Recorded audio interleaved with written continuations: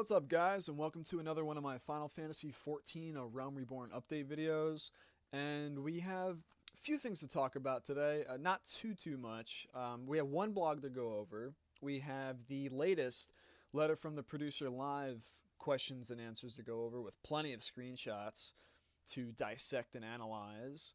And we also have a couple shout-outs later, and I'll get to that in a moment. And you could probably already tell what it is from looking at the tabs, so we'll get to that after the beginning portions. I just want to also apologize again. I know I'm starting to make a usual habit of this, but I would have came out with this video a lot sooner, but I've been running into several problems, and I finally, said enough is enough, and this weekend I reformatted my entire laptop, and I've never formatted a computer before, so I had to spend the whole weekend learning how to do this and figuring out what I should do, what I should not do, and that's why that's why I didn't come out with anything throughout the course of the weekend. So I do apologize for that. So I should be good now. Everything seems to be working. I was having freezing problems before and a couple other things, so I'll have to run a couple more tests, but I should be okay.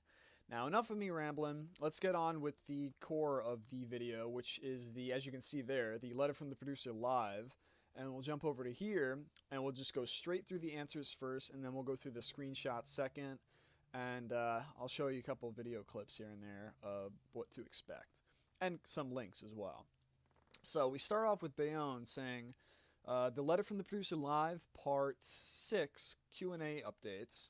And he's just basically saying this is where you come to view all the questions that were in the live letter that were answered through Twitter and whatnot and from the forums.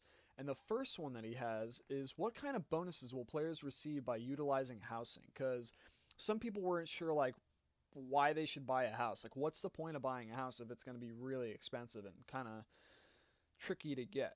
So now this is, I believe, Yoshi P and Foxclon, if I remember, because I did miss the live letter due to prior engagements, so I couldn't get around to watching it, but I'm pretty sure, as usual, it was Yoshi P and Foxclon reporting this, and they say, by setting up items known as towers at your house, you and your free company members can receive bonuses to things like XP, the rate in which you acquire gil, and other benefits. So that could mean now, they mentioned this before, like setting up a tower at your house. Now, I don't know exactly how the tower is going to look like or how it's going to actually fit in, or if it's just like a watchtower or something, what they mean.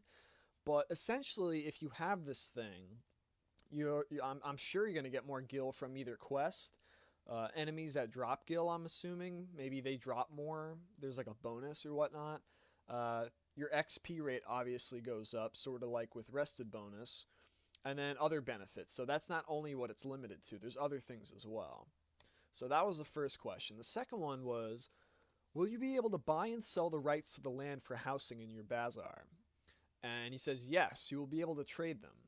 So essentially, what they're getting at is, if you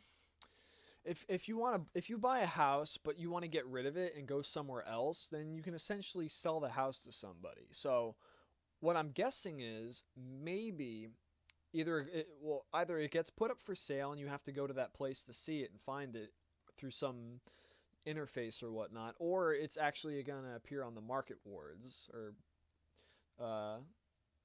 I'm not too sure. They haven't really divulged exactly how it's going to work, but you can basically look forward to buying and selling rights to your land and your house if you want to sell it out or whatnot, or I don't know. They just give you these flexible options to choose from. So that's really cool that they have all these different avenues you can go down with the housing. It's not very limited and strict. So that's good. The next one is it possible to have multiple houses? For example, your main residence is located in Limsa, but you have a vacation home in Gridania or ul'dah. And Yoshi P responds by saying, it really depends on multiple factors like lag and such, but as long as there's no problems, we would like to we like to make it possible to possess multiple houses. So what they're saying is, it's not 100% finalized right now, but what they're hoping for is that you can have multiple houses in different regions. So for me personally, Limsa is my favorite. I'm from Limsa. I would 100% focus on getting a house in Limsa. But let's say my free company link shell is more attuned to Gridania. Well, I can save my money up when personal houses become available, and I can buy my Limsa house. But since free company link shell houses are going to be first before personal houses get implemented into the game, from what they've said, you would get wherever basically the majority of your friends want to go first. So you would start in Gridania, you would build a house, you would all pool your money together, you buy a piece of land, you buy a nice big house, you chip in and buy a bunch of cool stuff inside. Your whole link shell can craft, so they craft their own furniture and save money just by spending on supplies. And then later down the line, when personal houses get implemented, you can move out to ul'dah if you want and have a house there. Or you can just go to Limsa like I will and put all your money and hard work into that place and making it the best damn house you can have in a Eorzea. So that's really neat that they don't really like tie you down to one area. I think that's a good idea, because if they didn't, I can see a lot of people have been complaining about that and suggesting it. So it's a good idea that they've thought about that down the line. I can see a lot of people being happy with that, especially role players. So the next question we move into is, could you show us an image of an Arcanist or Summoner using their skills? Just a peek. And they answer by saying, we're planning to release new information right before the start of beta test phase 3. So please wait until then. Now, we're in phase 2 right now, so they just started their beta phase 2 that they reported publicly, and the next phase obviously is phase 3, when the PS3 players can play and when more of the content gets added to the game that's not really there yet. And they were saying that not only are they going to update the lodestone, and we'll get to that later in one of the next questions, or down the line eventually when it pops up, but they're going to have like a video that they'll release most likely on their YouTube like they usually do, and connected to their official promo site for Arcanist. So they'll have like a video showing off weapon skills, Carbuncle, how he's summoned, certain animations and whatnot, certain abilities. So expect it around phase 3. So if it's, what is it now? It's April 8th.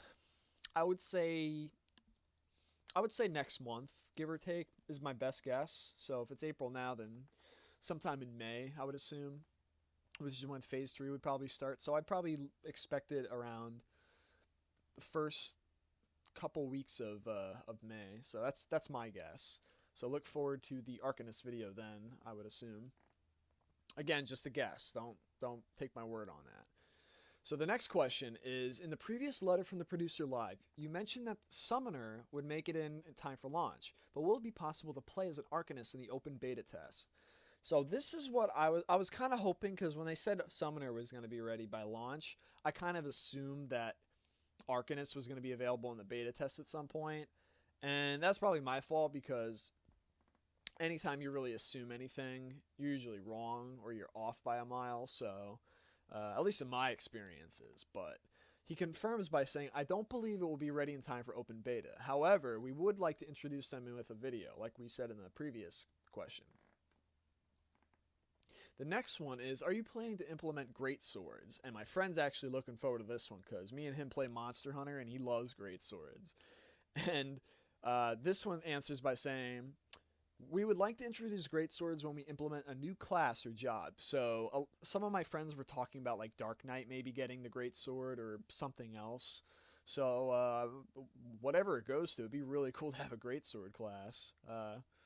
Actually, an idea of what I would expect it to sort of be like is the Iron Giants in the game that you see in some of the trailers. They're running around with giant frickin' one-handed great swords and stuff. So it'd be pretty cool swinging a big sword around like that.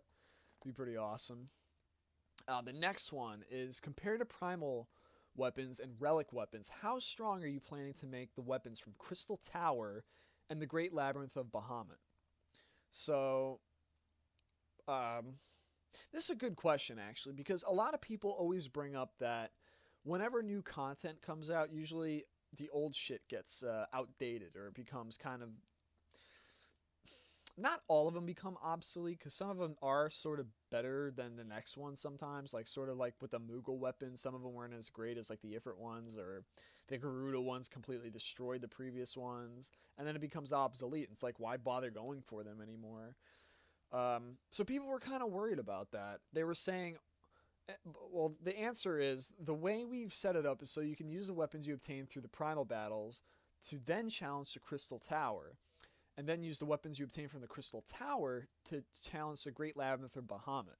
With that said, the weapons and armor would follow strength in that order. Since there are a lot of primal weapons, we are also creating armor. So I don't know if they mean by armor like you're going to have primal armor or crystal tower armor. Like, I mean, what I mean by that is like, are you gonna have like Ifrit, like Monster Hunter, for example? You can have like an Ifrit weapon and a sword and a shield based off Ifrit, because they said they were adding shields for Ifrit and the primals, so, and for Titan and Garuda and all the other ones. But I don't know if he means by we're also creating armor as in they're gonna create armor based off the primals as well to go with that, because that would be pretty amazing. Like serious Monster Hunter stuff right there. So I don't know if that's what he meant, but I could be misinterpreting it. But yeah, that's that question up in a nutshell, if anyone was concerned with that. The next question is, will you be eliminating open dungeons like Castrum Novum in 1.0 where you could enter without having to make a party? And they answer by saying, the things we are calling dungeons will all be instance dungeons, but that doesn't mean that all the dungeons that existed in version 1.0 will be turned into instances. There will be things such as fate that take place in them. So I'm not sure what dungeons he's referring to, because from what I've been reading, most of the dungeons that were open dungeons in 1.0 are being confirmed to be turned into instance dungeons. Now, I don't know if that means like, I don't know, Shapashe, for example, from Lenosia in 1.0, for people that were from Limsa Lominsa. I don't know if that's going to be open world, because that was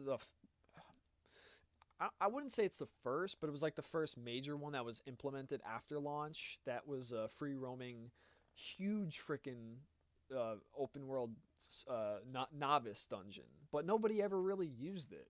So they were kind of saying like they're going to change them into instances in the future, but I don't know. Like they're kind of saying like not all of them are going to be, or they're going to create new ones that aren't. Like, because with the fate system, it works in a certain way. Like, well, I can't really get into it much, but it's kind of hard to talk about. But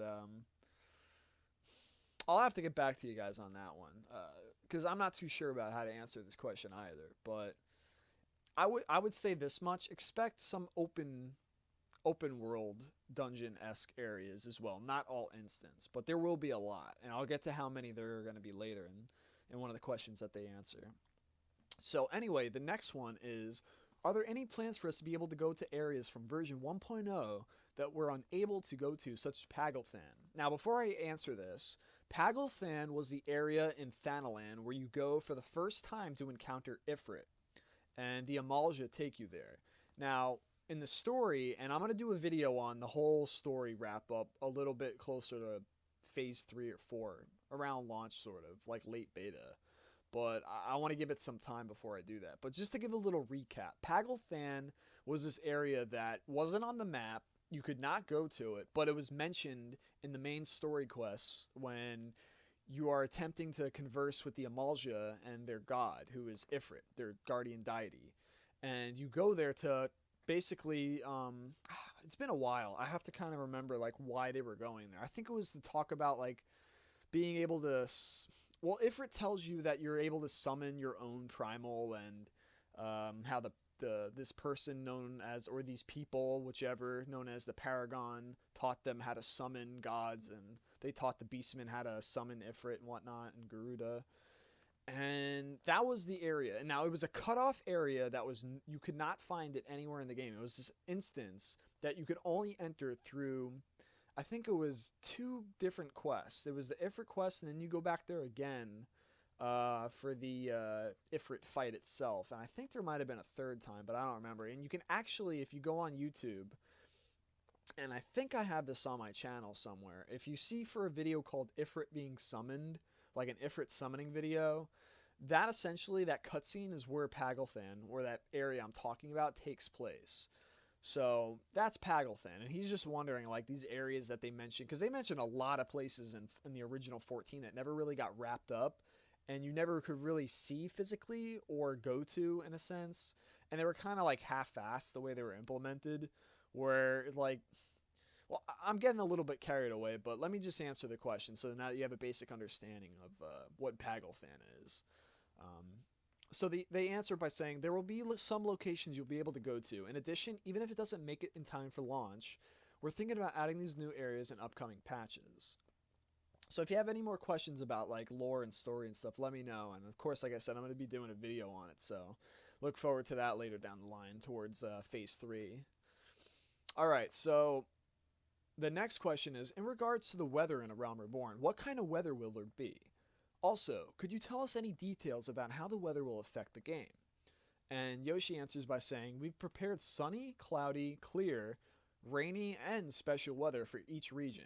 For example, sandstorms and blizzards, and sandstorms being in Thanalan, and blizzards being in Korthus, since it's more of a snowy type, ice cap, snow cap mountainy region, which it always has been, but it's a little bit more blizzardy now, at least in some areas, which is pretty cool. And I'll get to that in a second, because I have a video, or a portion of a video to show you that kind of dwells on that a little bit more, and it's kind of exciting, because I'm a major Korthus fan, but I'll get into that after the question segment.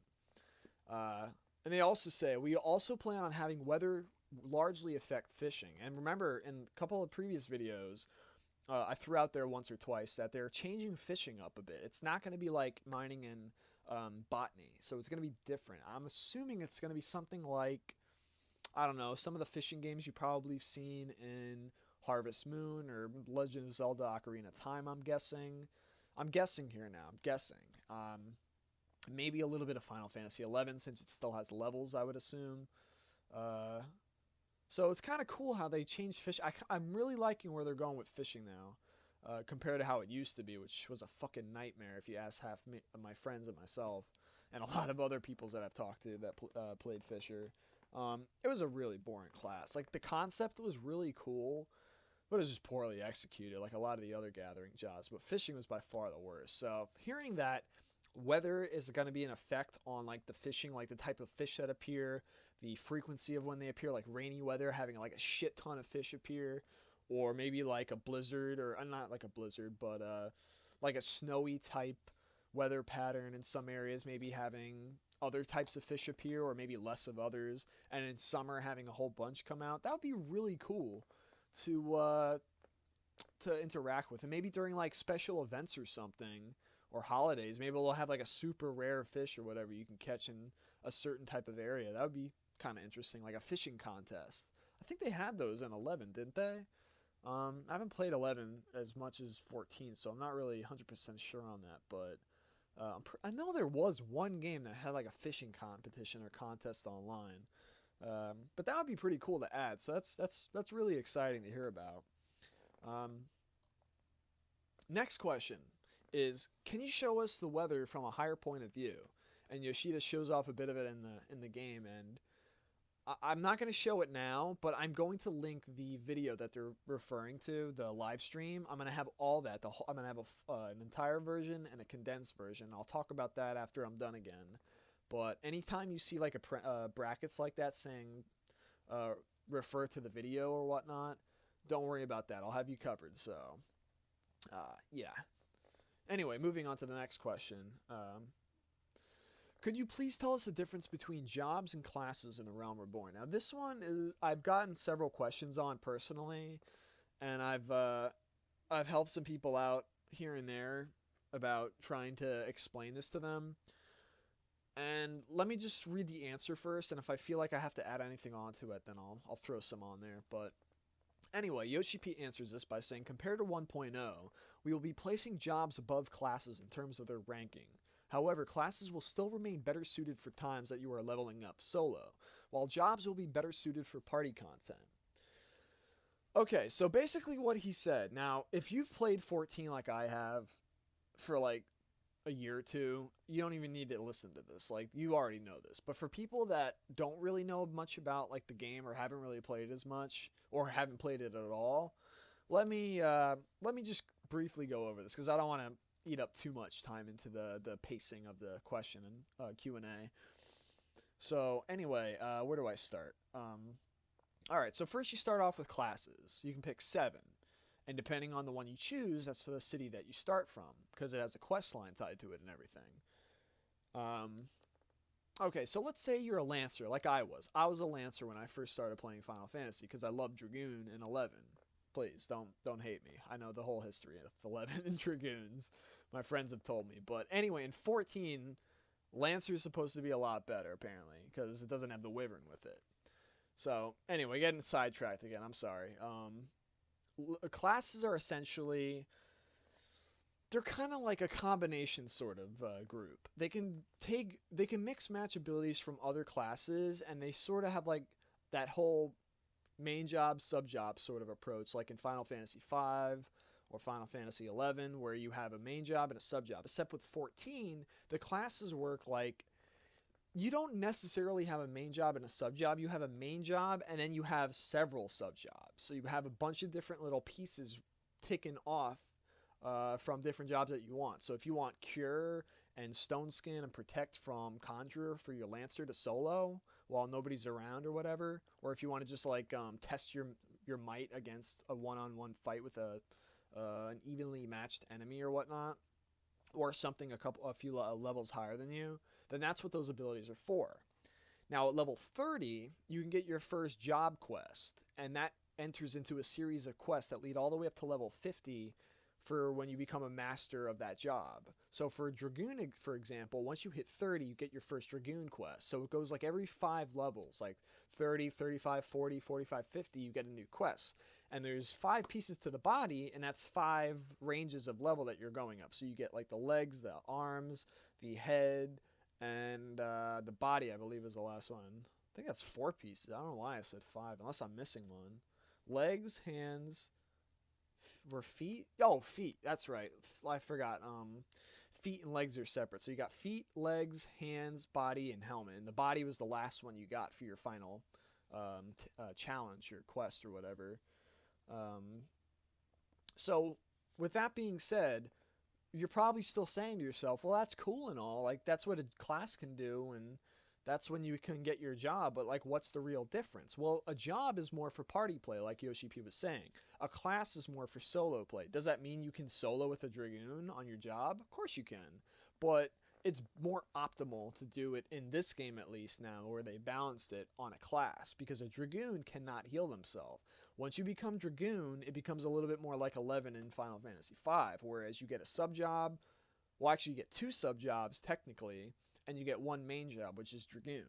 Your sub jobs vary between whatever job you're on, so you can't choose what your sub job is. You get a set sub. So for example, Dragoon was, and I don't know if they've changed this, and my memory's a little fuzzy because it's been a while, but I know Pugilist was one of the sub jobs for Dragoon, and I can't remember the other one. I don't think it's Archer, is it? Is it Archer? I know it wasn't Warrior.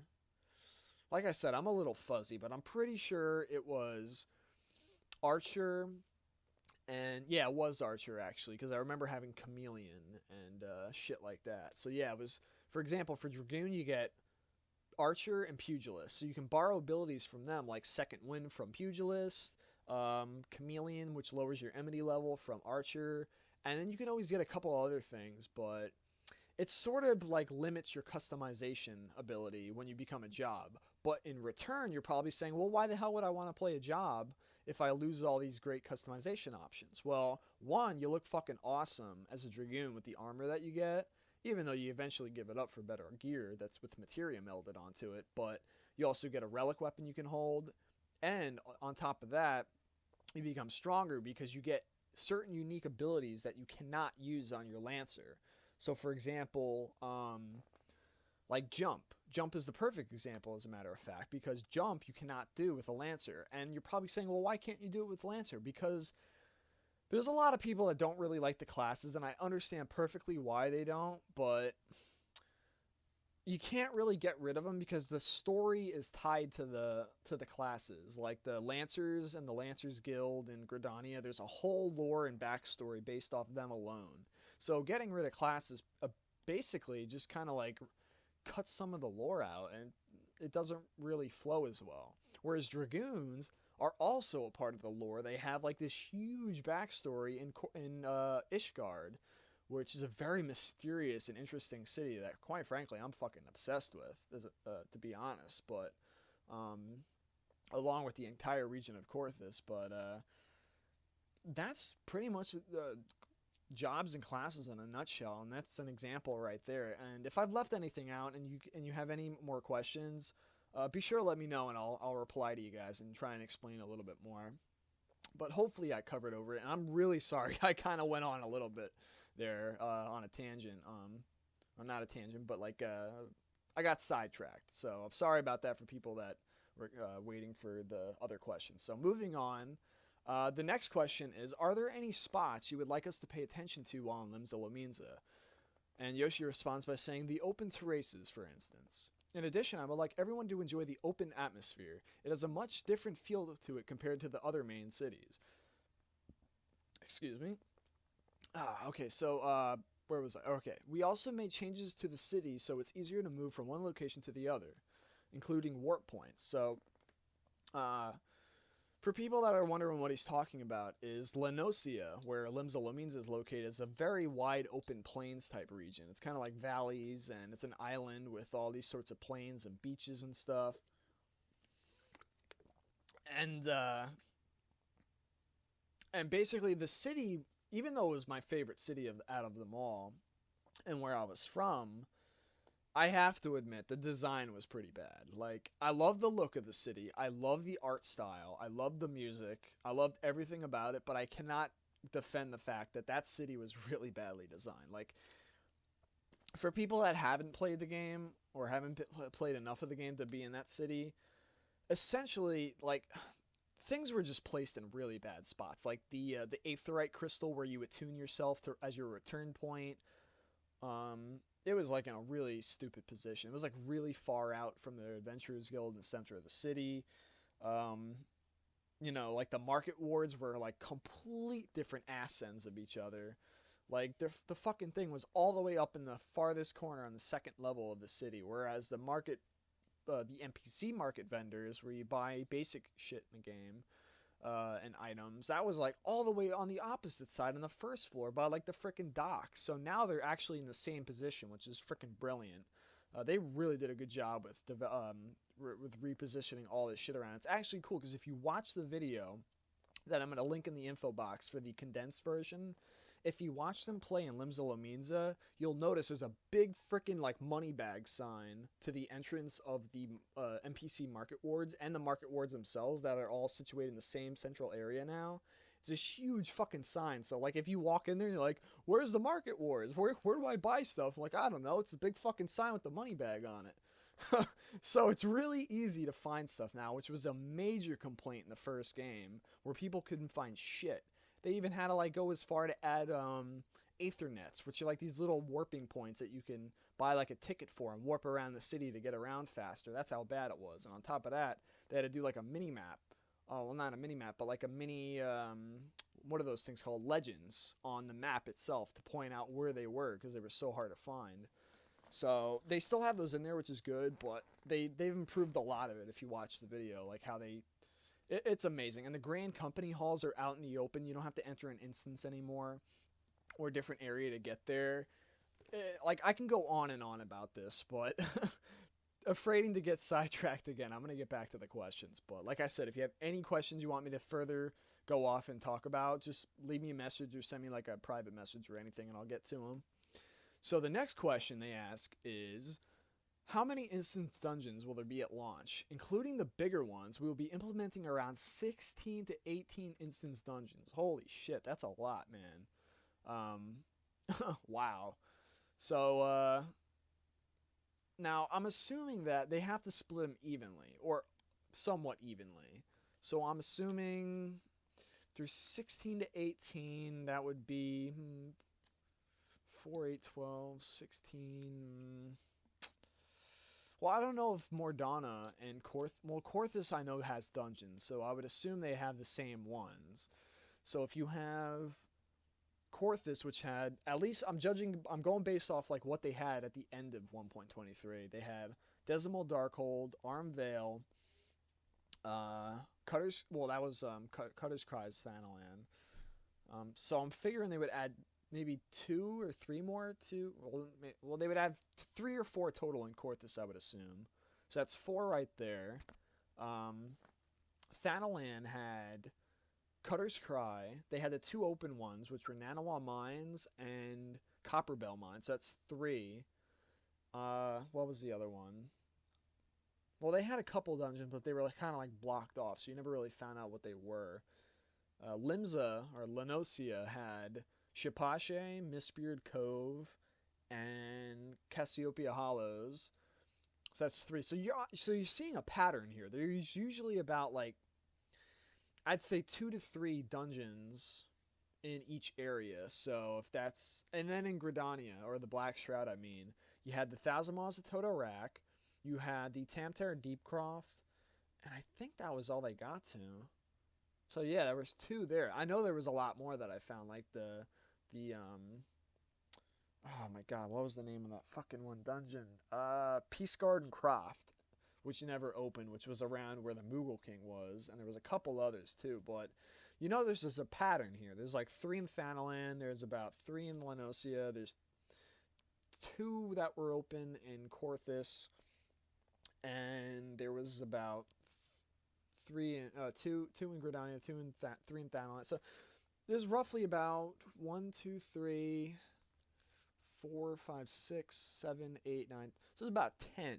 And if you just like add on the dungeons that were never opened, that kind of rounds off to around where they're saying. So I'm assuming that those 16 to 18 dungeons are going to be the ones that were in the game, and also the ones that were in the, not technically implemented, but they were there and they had NPC guarding them that were never fully explored. So that's what I'm guessing. They probably fixed up on the old dungeons and changed them around, but they also probably brought the old ones that were never added to life. So that's a lot of dungeons, man, for a fucking MMO launching. I mean, I don't play a lot of MMOs, but for me, in my experience, that's a pretty good amount for people that haven't played the game before, and even for people that have. They're not getting the same experience too. It's another thing to factor in. Alright, getting sidetracked again. Next question, will there be a system that will forecast the weather? This one's kind of cool. This is like a Harvest Moon style question. I like this. And 11 had this too, by the way. That's something that would be nice to have, so we'll be sure to let the lead know. So that's cool that they're thinking about adding that, because that would be perfect for the fishing thing. Remember we were talking about that earlier? A couple questions back. That'd be really good to have, like, maybe like a Moogle or something, because I know there's no TV stations in Eorzea, but because like in Harvest Moon there would be like a TV that you turn on, you get the weather for each day, and depending on the weather would depend on the fish that you can get, and like if it was rainy weather you can catch more fish. And I'm kind of having a feeling like they're going to do that with 14 as well, which is really, really cool, having those little sub mini games, those meta games. And it would be neat to have like a little Moogle, like a little forecast Moogle that you talk to in your house or something, and he basically gives you like the weather or some shit. Or I don't know, maybe there's like maybe there's a link pearl that's kind of like a radio, and it tells you like the weather and whatnot when you click on it. So you don't even have to be in your house. You can just click on it whenever you want for the weather. That'd be pretty neat. Very useful. Okay, so the next question is, in the previous broadcast, you mentioned that the materia system would be largely changing, but could you tell us some details on this?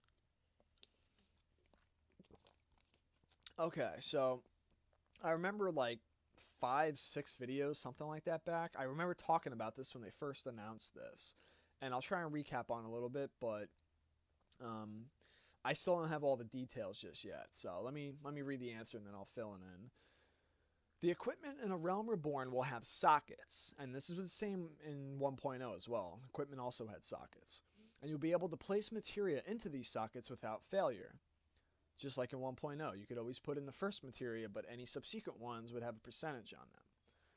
We are calling any attempts to add further materia beyond the set number of sockets forbidden, which is what it was again called in 1.0. Like if you ever add anything over the 1 materia, you start gambling, and then you eventually blow up your gear. That's why they call it forbidden materia, because you lose a lot of your shit. As a matter of fact, you lost all your shit. And he says in parentheses what we refer to as multiple melding. But if you fail at this in A Realm Reborn, you will not lose your equipment.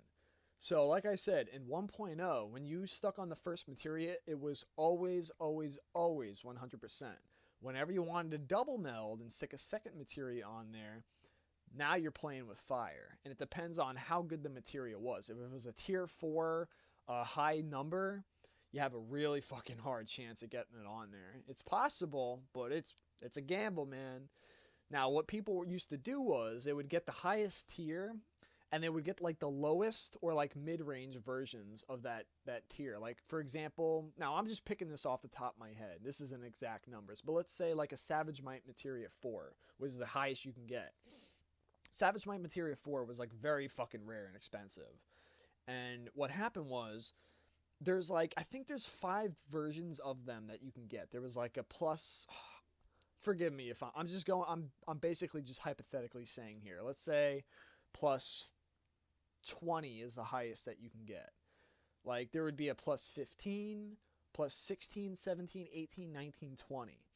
20, you're basically shooting yourself in the foot, because there's no fucking way in hell, like, you're getting another one guaranteed. Like, you can, but it's not very wise to do that. I've seen people do it, but oh boy, with the amount of money you put into it, you really don't want to do that.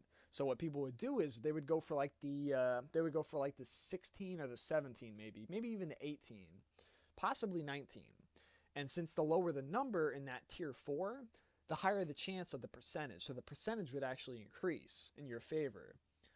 Now, if you double melded it, great. You got a great double melded good piece of gear to use for primals and relic weapon quests and all that shit. Dungeons included. If you put the third one on and you're really feeling like a greedy fuck, you'll lose the whole goddamn thing. Now, I've even triple melded myself before, but I've like done it sheerly out of like just trying to destroy my gear and just happened to land a triple on it, like shitting my pants in the process. No lie. But my friend, oh my god, my friend Kai, we call him. Dude, the same guy that's called Lusty Titties, by the way, from the previous video, for his last name, in case anyone's wondering. This guy, oh my god, he's like one of the greatest materia melders I've ever met. I'm proud that he's in my link show, because this guy's fucking crazy, dude. He made so many triple melds. I think he's even made quadruple melds. He's fucking nuts. He's like a machine, man, when it comes to crafting. Like, there's a lot of good crafters I've met on my server, but damn, he's one of the best. He's a crazy motherfucker, but he's a damn skilled crafter and a really good player. So that's a little bit history into materia for you. Now, he continues to say, but if you fail at this in a Realm Reborn, you will not lose your equipment. Now, I don't know how to interpret this. Me, personally, I am fucking ecstatic, because that means if I'm trying to be ballsy and, you know, double meld and triple meld my gear, I don't have to worry about losing that freaking +1 Darksteel Habersian I've been trying to double meld or triple meld for a while. It makes things a little bit less daunting, but I know there's been some people I've been listening to in the past before this Q&A was posted, several months actually, that were kind of skeptical about this. They were really worried about their materia becoming obsolete, because there's a lot of people I know on my server that were like endgame players, hardcore players, and they put a lot of time into their gear and their materia. And since you're switching all the stats around and hearing that they're kind of gimping materia a little bit, or not necessarily, maybe they are gimping it, maybe that's not a poor choice, maybe it's a poor choice of words, but they're definitely streamlining it, I'll say it that much. And maybe that's the same meaning, but I don't know, take that for what you will.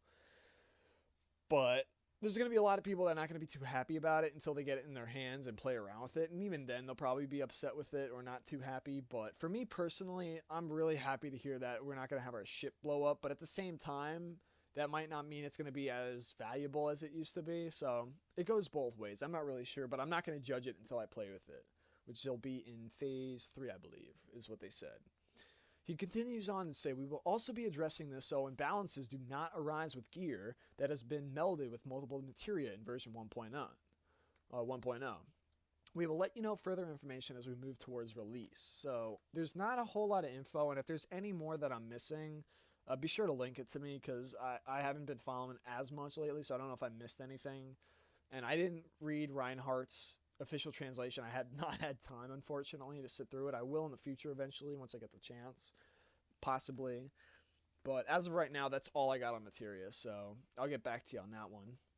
The next question is, will we be able to enter instance dungeons with our Chocobo buddy? Now, I apologize for this one because I've said in the past that you can do this, but as of launch, you can't. But I'll answer I'll read the question, or I'm sorry, the answer, and I'll explain why.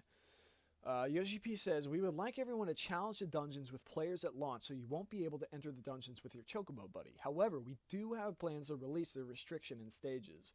Please stay tuned. So essentially, and they've done this in the past, not with Chocobos, but with other things. They'll release a dungeon, they'll make it hard at the start, and eventually as time goes on, they'll make it easier for more casual players or mainstream players to jump in and play it. On top of that, once the challenge starts dying down, and the hardcore players start getting in there and completing it a bunch of times, they start easing up the restrictions a little bit. So like instead of having 8 people restricted to being able to enter a dungeon, they cut it down to 4 people after like a couple weeks or so, or maybe like less than a month's worth or whatever. They also happen to, in this case, enable Chocobos to enter. Not at launch, but after some time, they'll ease the restrictions, and you can enter with your bird companion. And like I was saying in the past, you can enter with your Chocobo, and essentially you could just, like, solo the dungeon. Like, you just go in with your Chocobo and maybe one other buddy with his Chocobo, and that's like 4 people right there. So you just, share the loot amongst yourselves, which would be a lot easier than having to share between 4 or 8 people. Okay, so going on to the next question.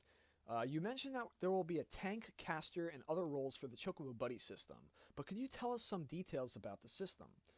And Yoshi responds by saying, ultimately, feature-wise, the player has the armory system, and the Chocobo's level will match their master's level.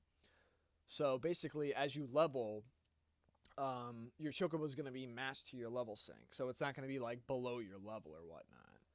As the Chocobo continues to grow, you will be able to acquire points, which you will then use to obtain skills.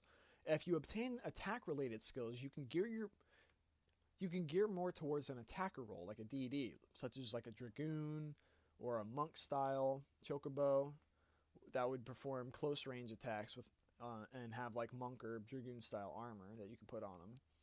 While if you focus more on healing skills, your Chocobo will become a healer, and it can wear like white mage robes and stuff if you choose so. It will be possible to change their role anytime you wish. So it seems like they sort of have their own job and class system as well, whereas the Chocobo's not pinned down to one type of stat. Because like in 11, you can raise your Chocobo to be like a racer or a digger, and once they become that, you cannot switch them to anything else.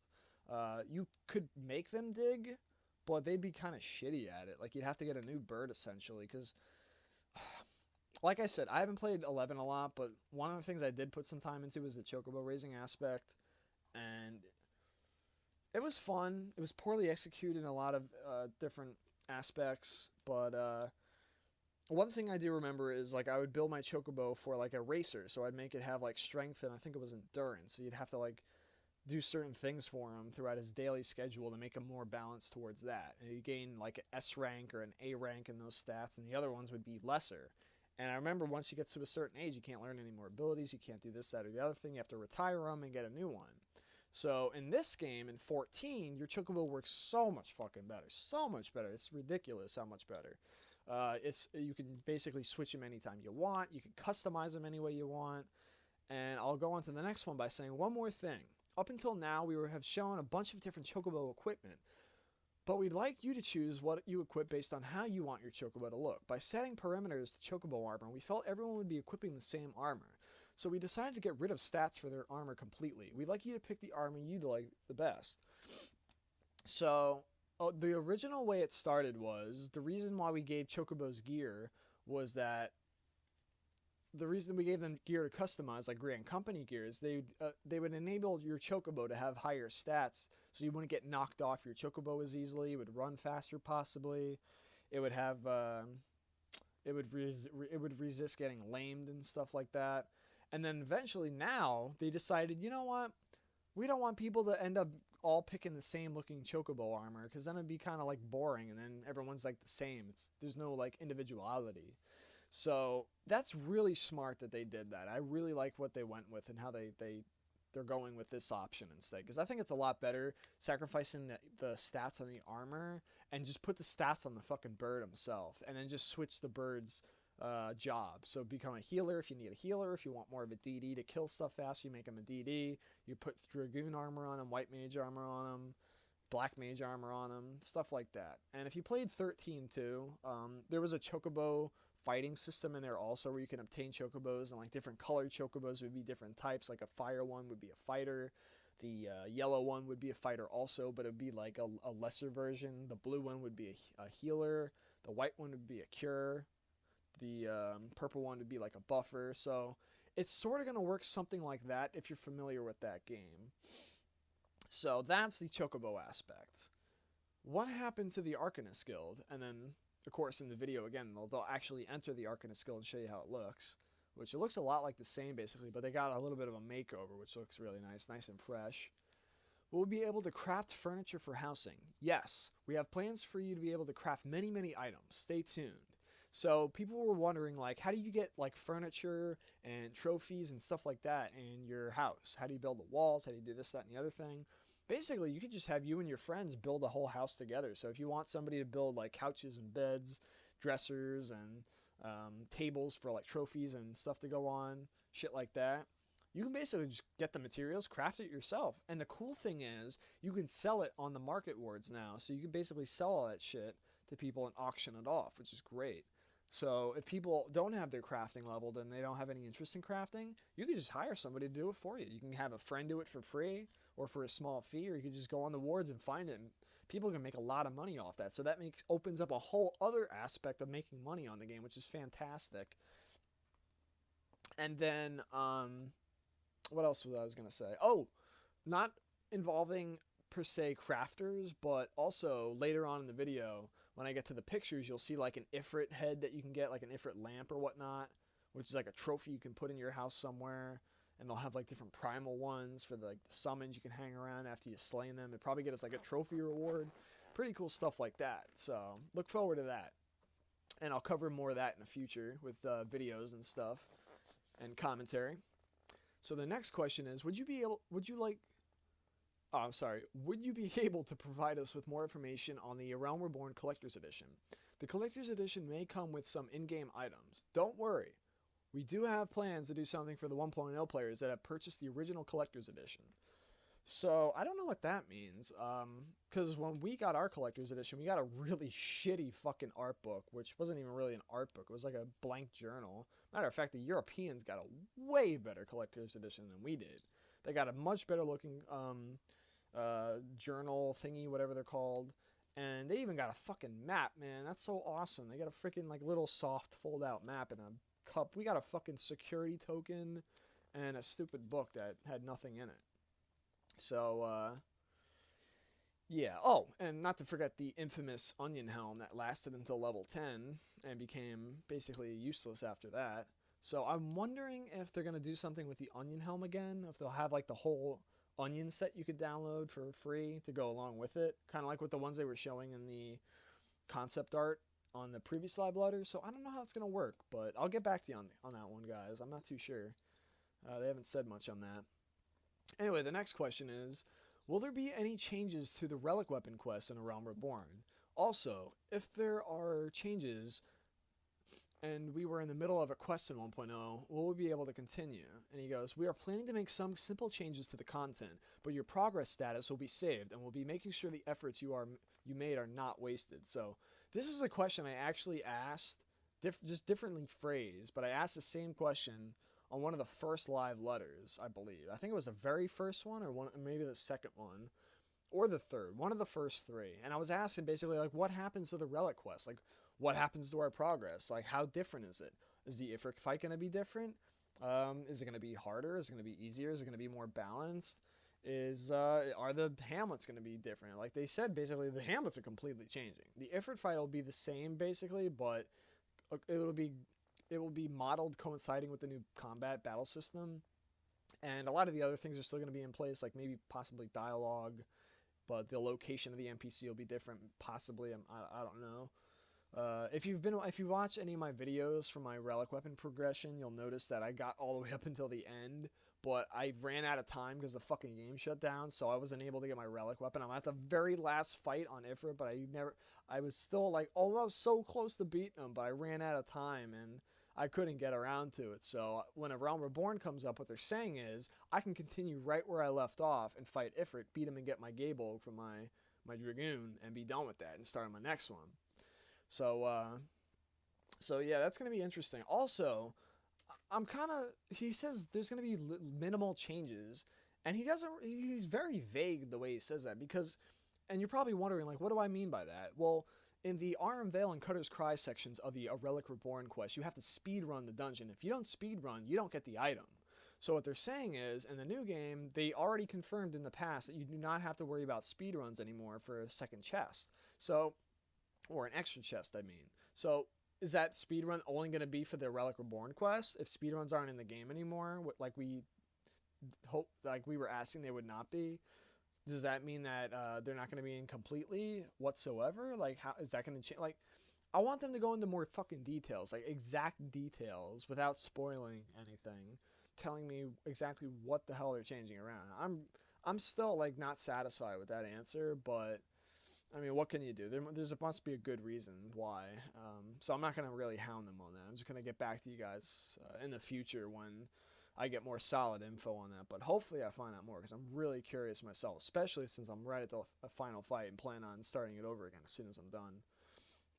Okay, so the next question. During the previous producer letter live, excuse me again.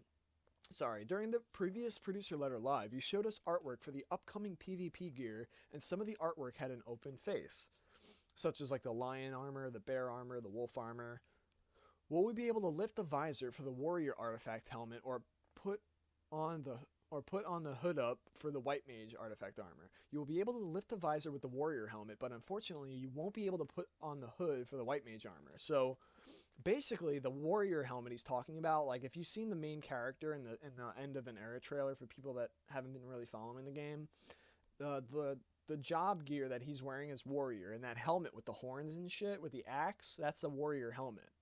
And when he hits that off, he loses it. But when he has it, he lifts up his visor to see like Dalamud up in the sky, and you know, he had it closed down before. So in 1.0, that helmet was always up, and it looked kind of stupid. Like, everyone wanted it face down because it was this badass looking helmet with like these little eye holes, and he had like this mask on. It looked really fucking sweet, but you couldn't play like that, which is kind of stupid, because you wanted to look like a bull or something with this fucking axe, and you couldn't do that, which was rather unfortunate. So a lot of people were asking, like, oh, could we put the mask down? Could we have like a button that switches it up and down or something?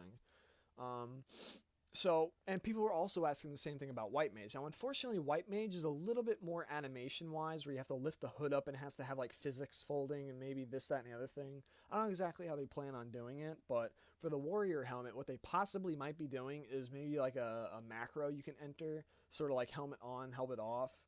Or maybe it's going to be like when you're in passive mode, the helmet's up, and then when you go in active mode, the helmet goes down. Because there's actually some weapons, like Garuda's weapons and stuff, or the Gabolg, or some other, or the Artemis bow that the bards use, and a couple other weapons that when you pull them out in active mode, they switch, like they have like a transformation effect.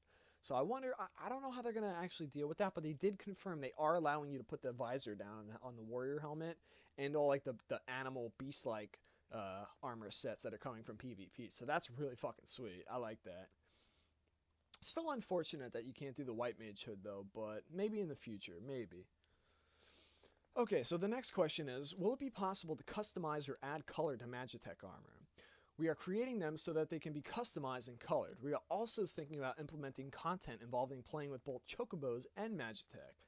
So that's really cool. You can customize your Magitek armor to make it red or yellow or blue or different shades of black with maybe like other colorizations on it, like stripes possibly, I don't know. So that's cool too. Now when he says when we're thinking about implementing content involving playing with both Chocobos and Magitek armor, I wonder if they mean by like Chocobo racing that they're going to bring back from 11 and 7 and all the past games. Like, that'd be really cool. There a lot of people have been talking about that since day one.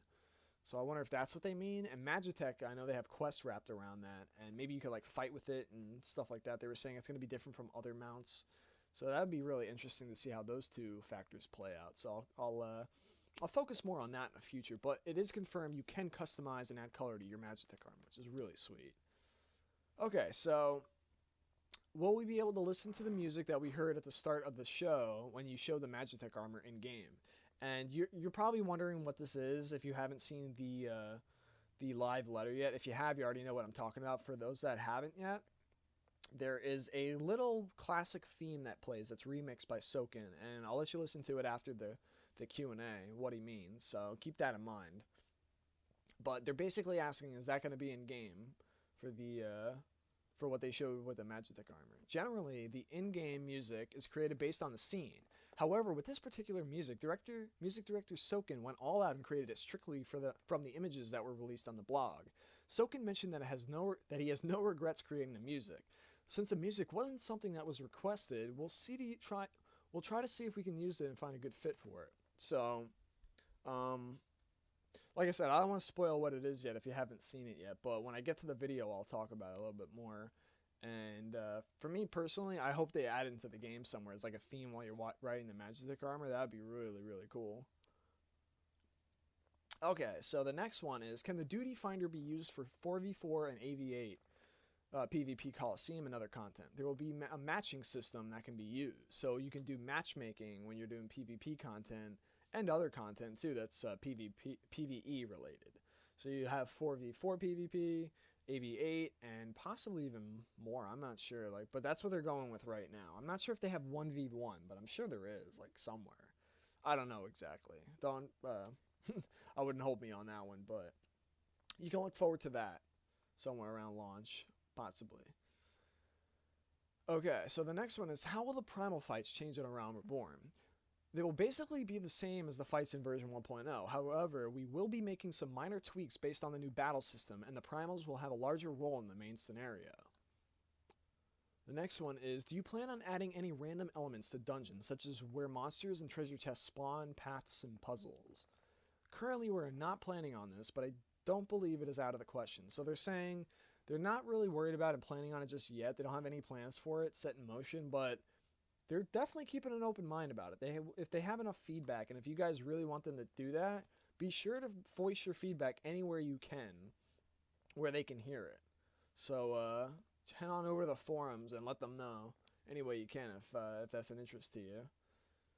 Alright, so the next question is, you have shown us many rewards that we will be able to obtain in A Realm Reborn. How will crafted gear impact the game? In A Realm Reborn, every gear is assigned with an item level. These item levels are also tied with this difficulty of each instance dungeon. For example, let's say you challenge a higher level instance dungeon without meeting the item level requirement. Players will be able to fill the missing item level via crafted items. Also, players will be able to unlock new crafting recipes by completing content. We'll make sure the crafters will be able to shine in many aspects of the game. So that's pretty cool how you can gain crafting recipes from doing content and stuff like that. Like maybe quests. I don't know about dungeons. I'm not sure if that would work, but definitely from quest rewards from class quests possibly. That would be really interesting. Alright, so the next one is, will it be possible to watch PvP as a spectator without actually participating? Now this one gets a little interesting, and we'll get into that towards the bottom. Alright, so he starts off by saying, we are planning to have it so you can view the camera of the players PvPing, but we're just barely progressing with this, so we'll be looking into this as a feature to be released in the future. So essentially it's a spectator mode, like you see with online first-person shooters, like Halo or Call of Duty I think has it as well, and a couple other online games. They have a spectating mode where you can watch another player play while you're not actively playing. So you could do that with this game too. Now, I don't think it's going to be at launch or something, maybe somewhere down the line, but they are definitely considering it. Now, it segues into the next portion where it says, on a separate note, in order to record in-game content and upload it, we need copyright permission. Oh boy, here we go. However, considering the current trends, gameplay videos are quite popular. Yes, they are. And we were able to clear all the authority issues with the corporation of all the related individuals, including the songs and voices. Of course, materials cannot be used if they are not Realm Reborn related, and when it comes to a Realm Reborn materials, they cannot be just used in any way. However, after launch, we'd like to aim at allowing you to have fun and make official gameplay videos. We will be sure to inform you of all the details moving forward. Since there is an NDA in place, this will not be possible during the beta test. So this one strikes home, especially with me, because if you watch my videos, you already know what the hell this is pointing at. So I'm pretty much in that headlight area, what he's referring to. So they seem like they're pretty okay with it moving on into the future, since they're having like a spectator mode and whatnot. At least that's the way I interpreted it. So yeah, I'm not going to dwell on that one much. That's kind of like scary territory, so I'll stay away from that. I should be okay. And the next one is, will we be able to change the appearance of our characters during the beta phase? Or is this something we can only do at the launch of A Realm Reborn? The one-time appearance change will be available only for the launch of A Realm Reborn. And what he's referring to is your 1.0 characters being able to change their gender, their looks, and possibly their names too. He's referring to you can only do it one time and one time only, and that's at the launch of A Realm Reborn. You cannot do it during the beta test. You can only use your 1.0 character as is, where you left it. When are you planning to switch to the lodestone? Oh no, when are you planning to switch the lodestone to the Realm Reborn version?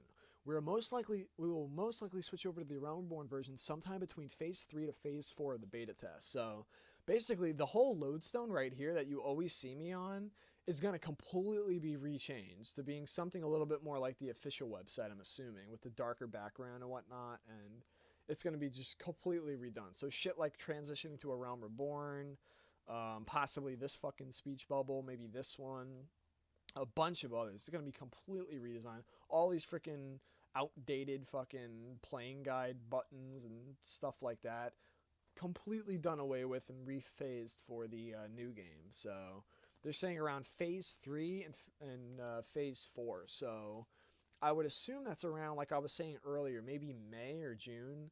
Definitely around late May or June, I would assume. Or around maybe this is my guess. It seems like every time they start a new beta test phase, they have like a live letter. So at Phase 3 live letter, I'm assuming the new site would go up around the same night or the next day. That's my best guess.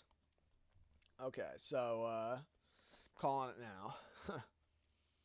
Alright, so that's that question answered. The next one is, what's the status of legacy players wishing to add their names to the credits?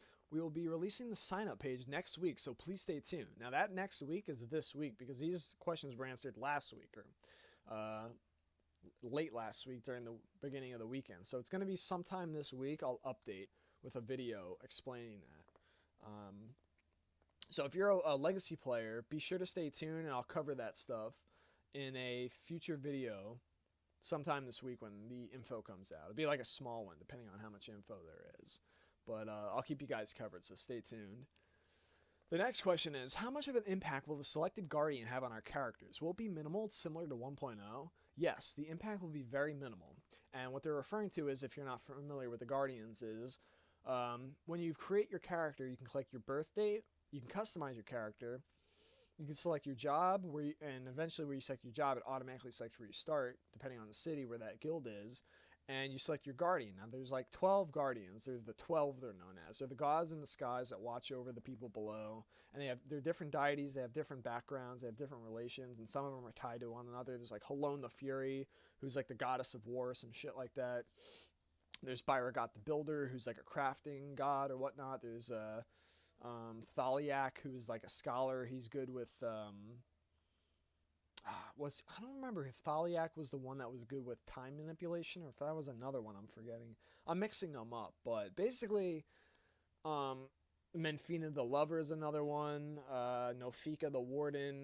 There's a whole bunch, and they all have like their own like little roles and aspects, and some of them are like sisters and brothers or sons and daughters, so they're all tied together, and you select these, and each one there's two each that have an elemental. So there's like 2 that are ice, 2 that are fire, 2 that are wind, 2 that are lightning, and 2 that are earth. And I think did I say water also? I don't remember if I said water, but there's 2 water as well, I believe. So they're all different elements, and there's only 2 that share the same element.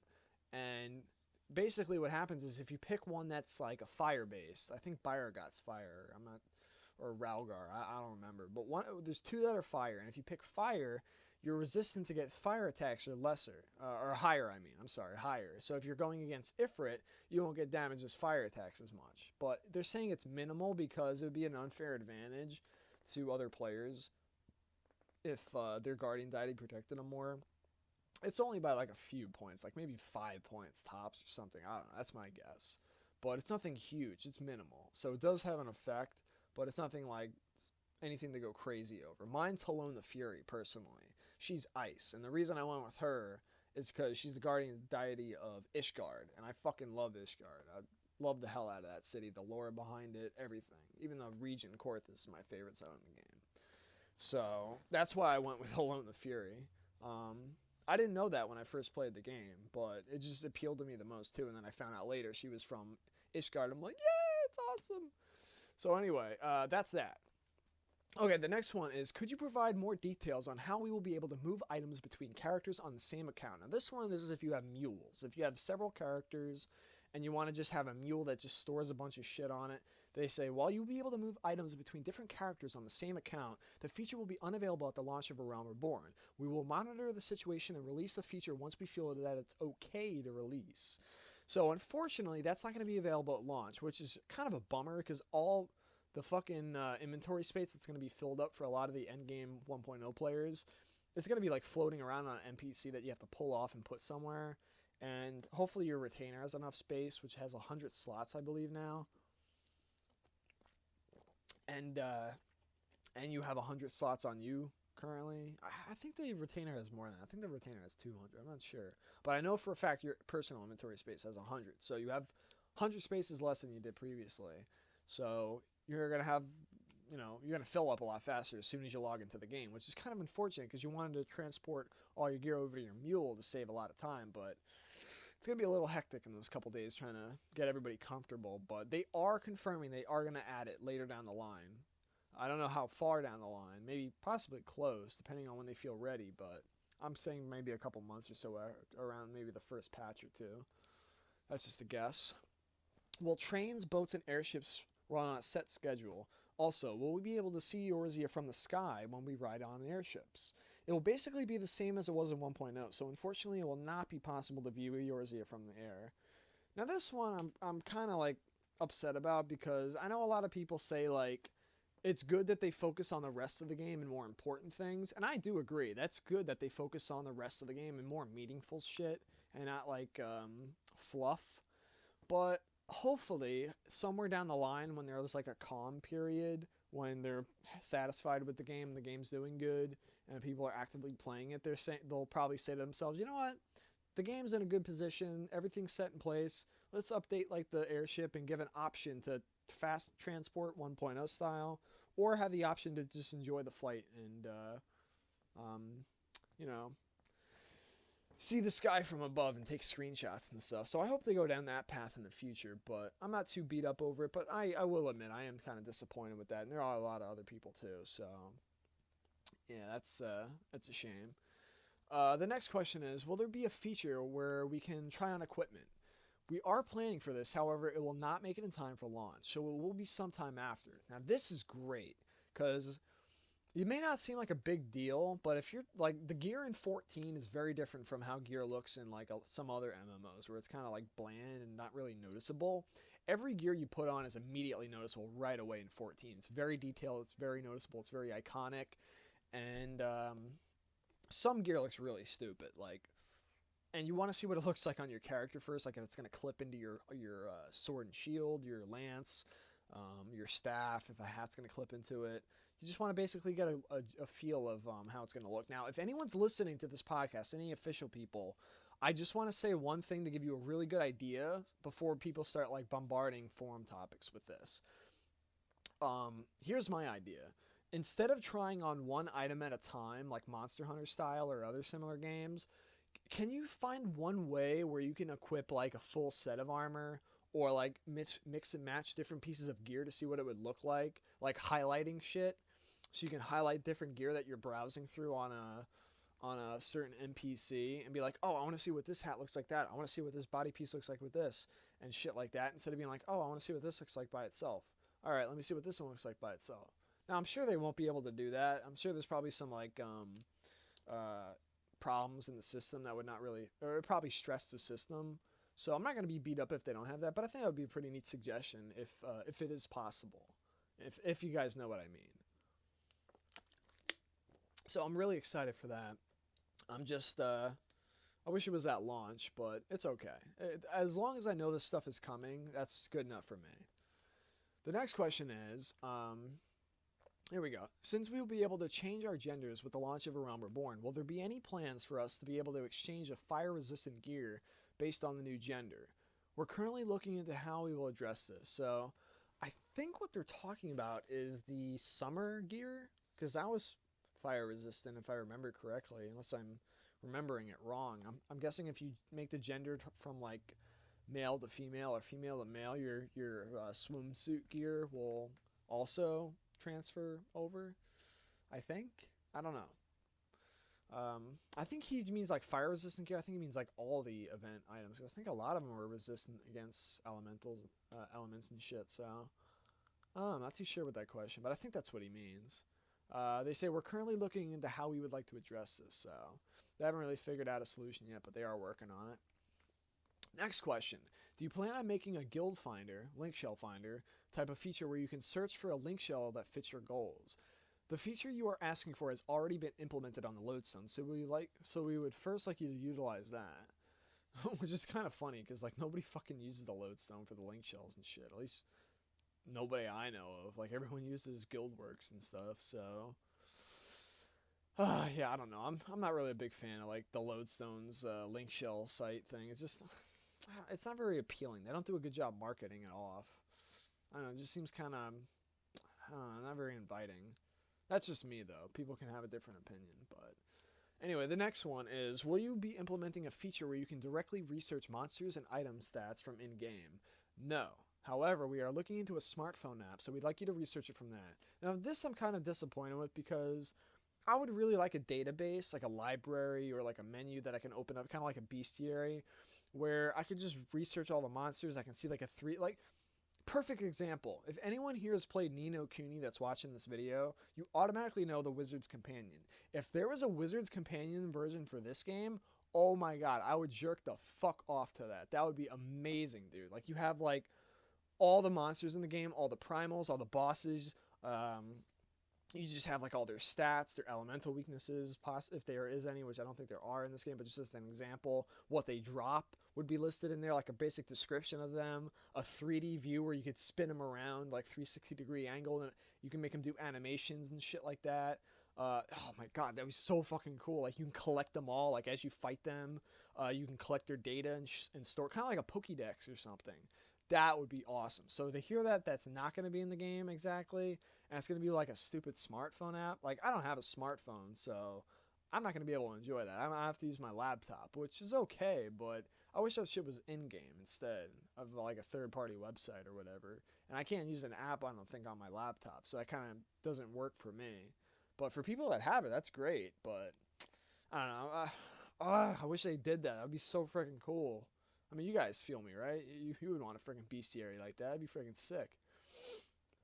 Alright, so the next one is, in 1.0, the battle music changed based on what area you were in. Are there any plans to do something similar in A Realm Reborn? In A Realm Reborn, each area is tied to a certain musical instrument. While the battle music will be the same, it will have a different feel to it because of the different musical instruments it will be played on. Pretty cool.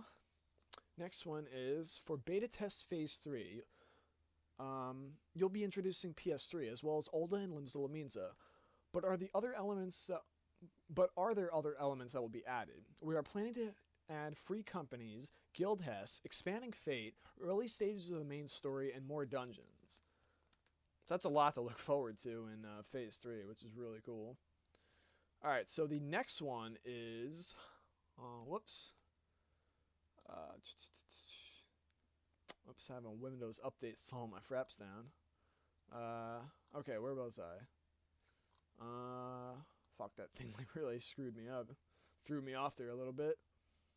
Alright, here we go. Found my place. Okay, could you tell us any new information about the specs for the armory, referred to as the armory board system previously? I thought about it if there was anything I could tell you, but basically I had to decide between easing of understanding and convenience. And since I decided on convenience, the explanation is going to be quite different. To give you a simple idea, it's like a single macro switch. We'd like you to all try it out in beta test phase 3, so please be sure to try it out. So there's a picture I had on a previous video showing it off, and towards like phase 3 and phase 4 and whatnot, I'm going to do like a whole bunch of videos covering the lore, the story, the game, what to look forward to, different aspects of the game. So right now, I'm just going to let everything play its course and just do updates, but as time goes on, I'm really going to get like delved down into these special videos for 14, so look forward to that. That one is one of the things I'm going to go over that's going to be included, the armory board, but I'll briefly go over it right now just for a little bit of like an understanding. Is the armory board is an improvement over the armory system that they had in the original beta testings and alpha testings, and what was even in the original game. And people, I guess, didn't like it. Well, they didn't like it. They liked it, but they felt it could have been hugely improved upon. And they did that. As soon as they found out people were reporting feedback, they were like, oh, let's go and change it. So they showed in the live letter what they were discussing was, from the feedback they were getting, they went and they updated it to this huge grid system where basically, like he said, it's like a single macro press where you can set up all your gear, all the items and armor and shit that you want on one particular job. You can set as like gear slot 1. So when you click gear slot 1, it automatically puts on all your gear instantaneously. And you can do that for all your other gear too. Now, what happened was there was a feature where basically you could only put on like you couldn't share certain sets and stuff. And they talked about this in some interviews and stuff too, I remember in the past, where they were saying like, if you have your favorite lance on your number 1 gear swap set, you can't put it on the second one because it can't share the same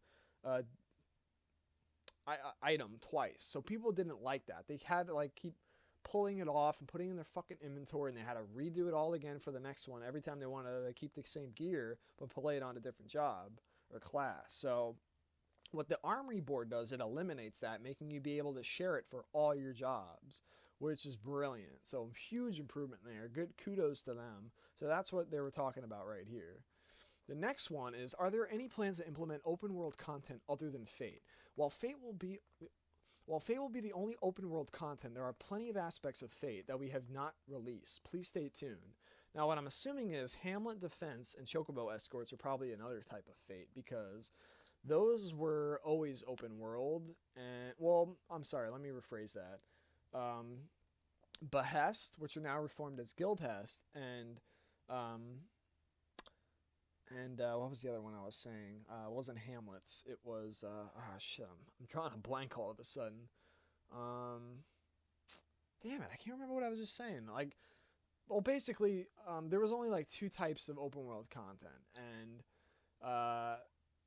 I'm wondering if those are going to be Fates now, and I'm wondering if they're going to make Hamlet Defense of Fate now also, because that used to be like an instance fight, and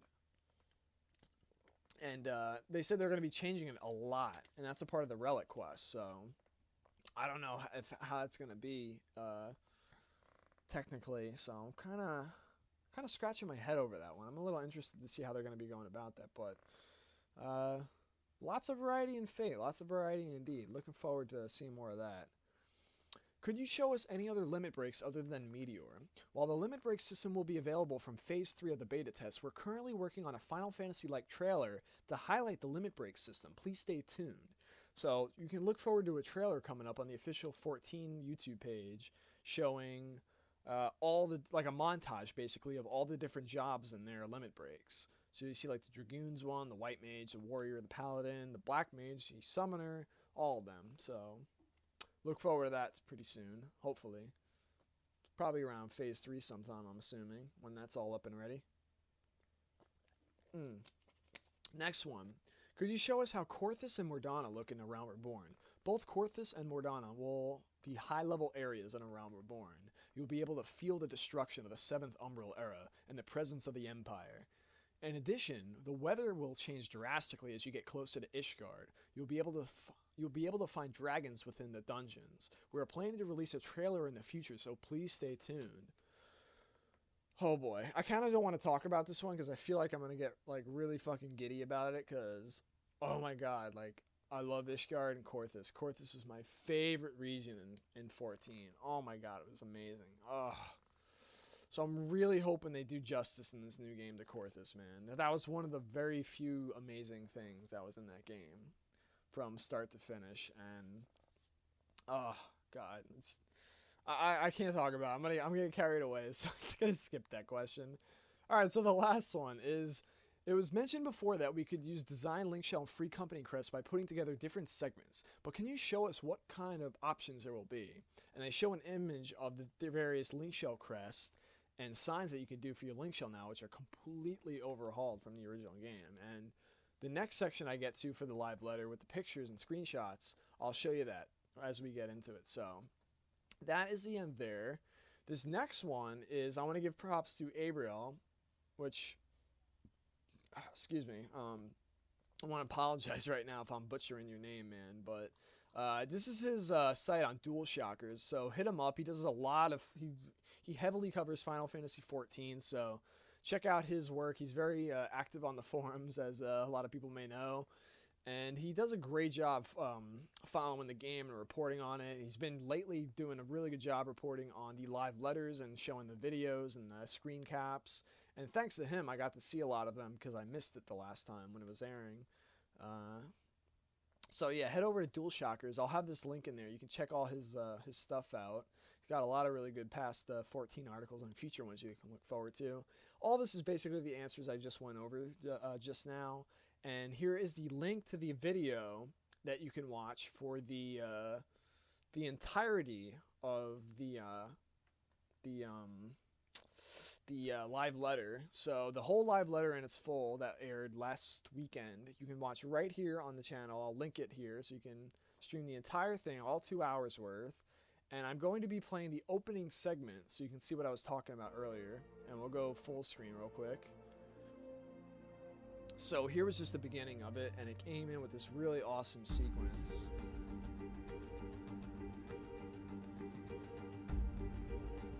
So we got Final Fantasy XIV Online, A Realm Reborn. Letter from the Producer, Live, Part 6.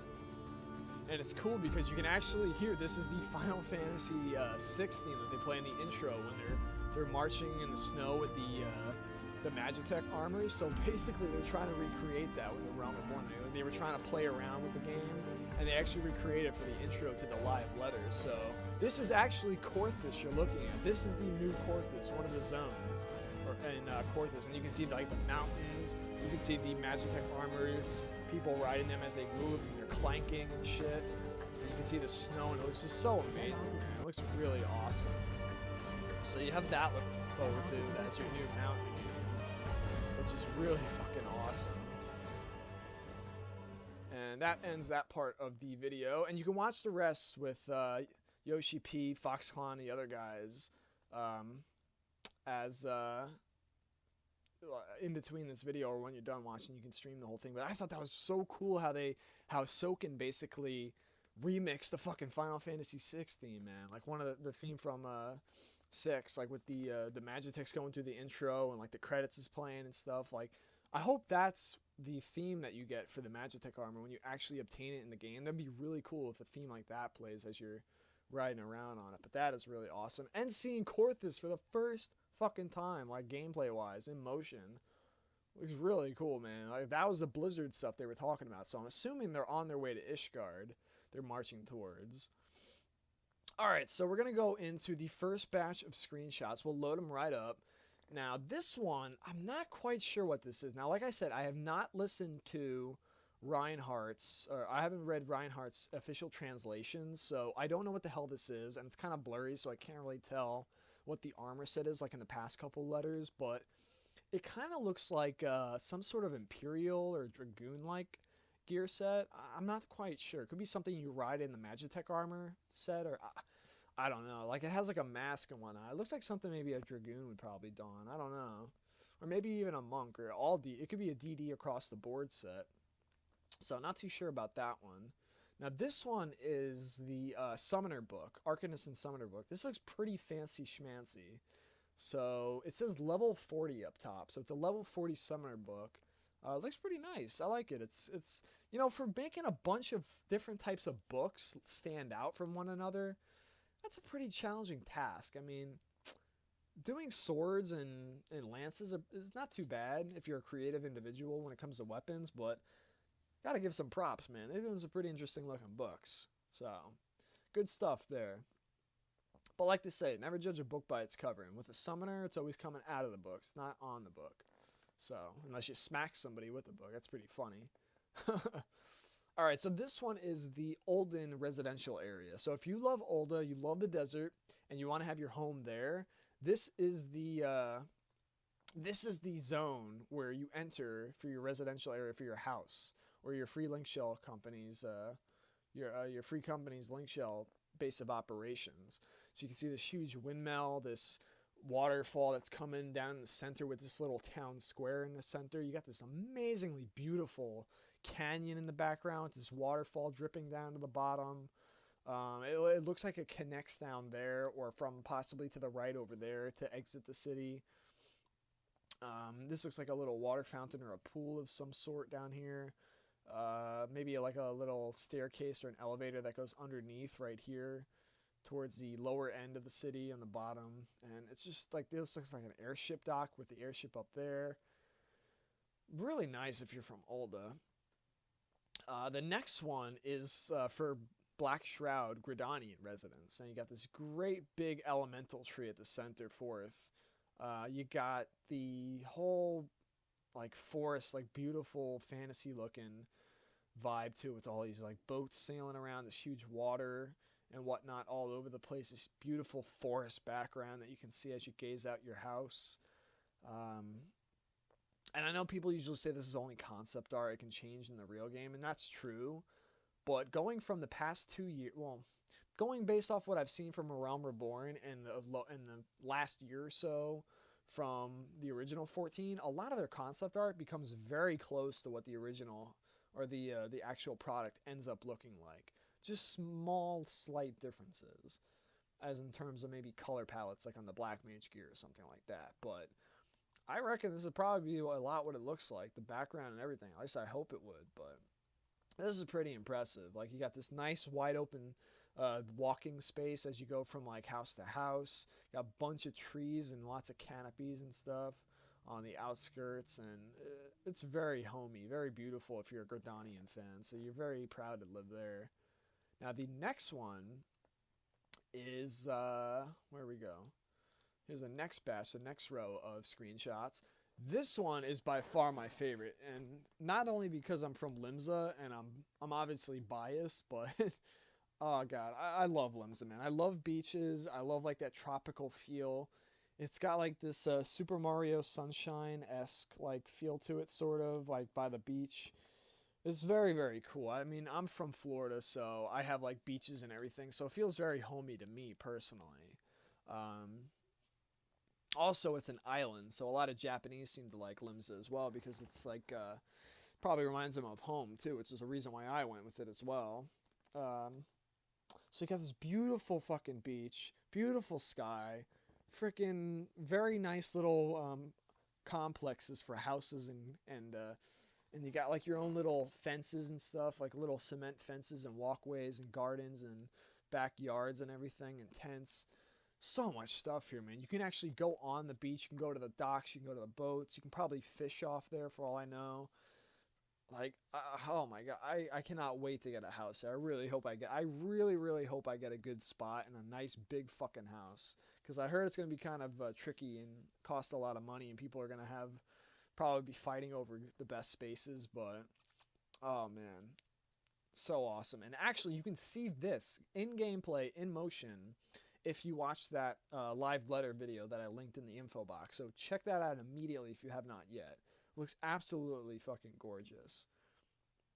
The next one is just showing like a basis of one of the larger versions of the houses. And this looks like a Gridanian house based off like the architecture. It has a nice balcony, front door beneath the balcony. Obviously, it's a second-story house. You can see in the mini picture what it looks like underneath the doors, and there's windows.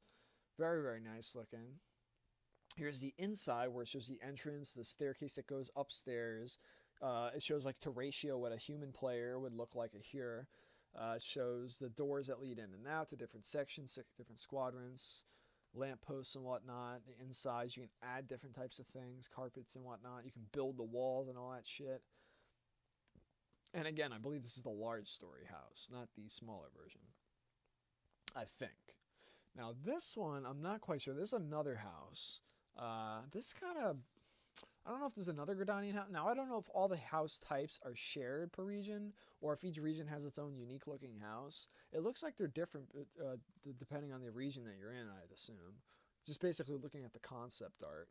So this looks a little bit more like an olden house maybe, or maybe it's because it has wood too, so maybe it's another Gridanian house, but I'm sure they're probably all made of wood, except for maybe the Leonesaurus ones. I don't know. Here's a couple more screenshots of the housing area. This looks like an this looks like an olden floor, possibly. Olden residential district. Could be Gridanian as well. It has some little Gridanian vibes to it, possibly, but it could be universal for all I know. I'm not quite sure, but it's very spaced out, very large and wide open. I actually think the last one we were looking at might have been the smaller version. I think this is the large version. Because it looks like a fucking mansion. It looks like the thing out of Resident Evil with like the staircase and the branching pathways and the behind the staircase and all that stuff. So very impressive, very nice looking. The next one is this is the close-up view concept art of the ul'dah residential district. This was the waterfall I was pointing out in the previous screenshot, the central town hub that you can go to in the center and socialize with other Oldens. And then you can see the canyons in the background, obviously, which this looks like it's semi 3D. It looks like it's also semi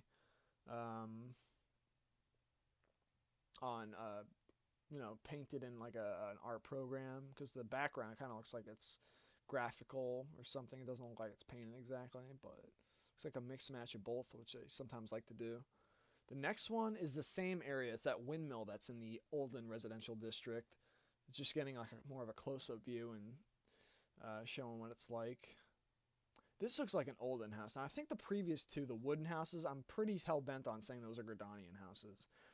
This one looks like it could be a Leonesaurus or Olden house. I'm probably going to go with maybe, I don't know. I really don't know. I would say Leonesaurus because it has like more of that steel vibe, more steel and cement vibe look to it.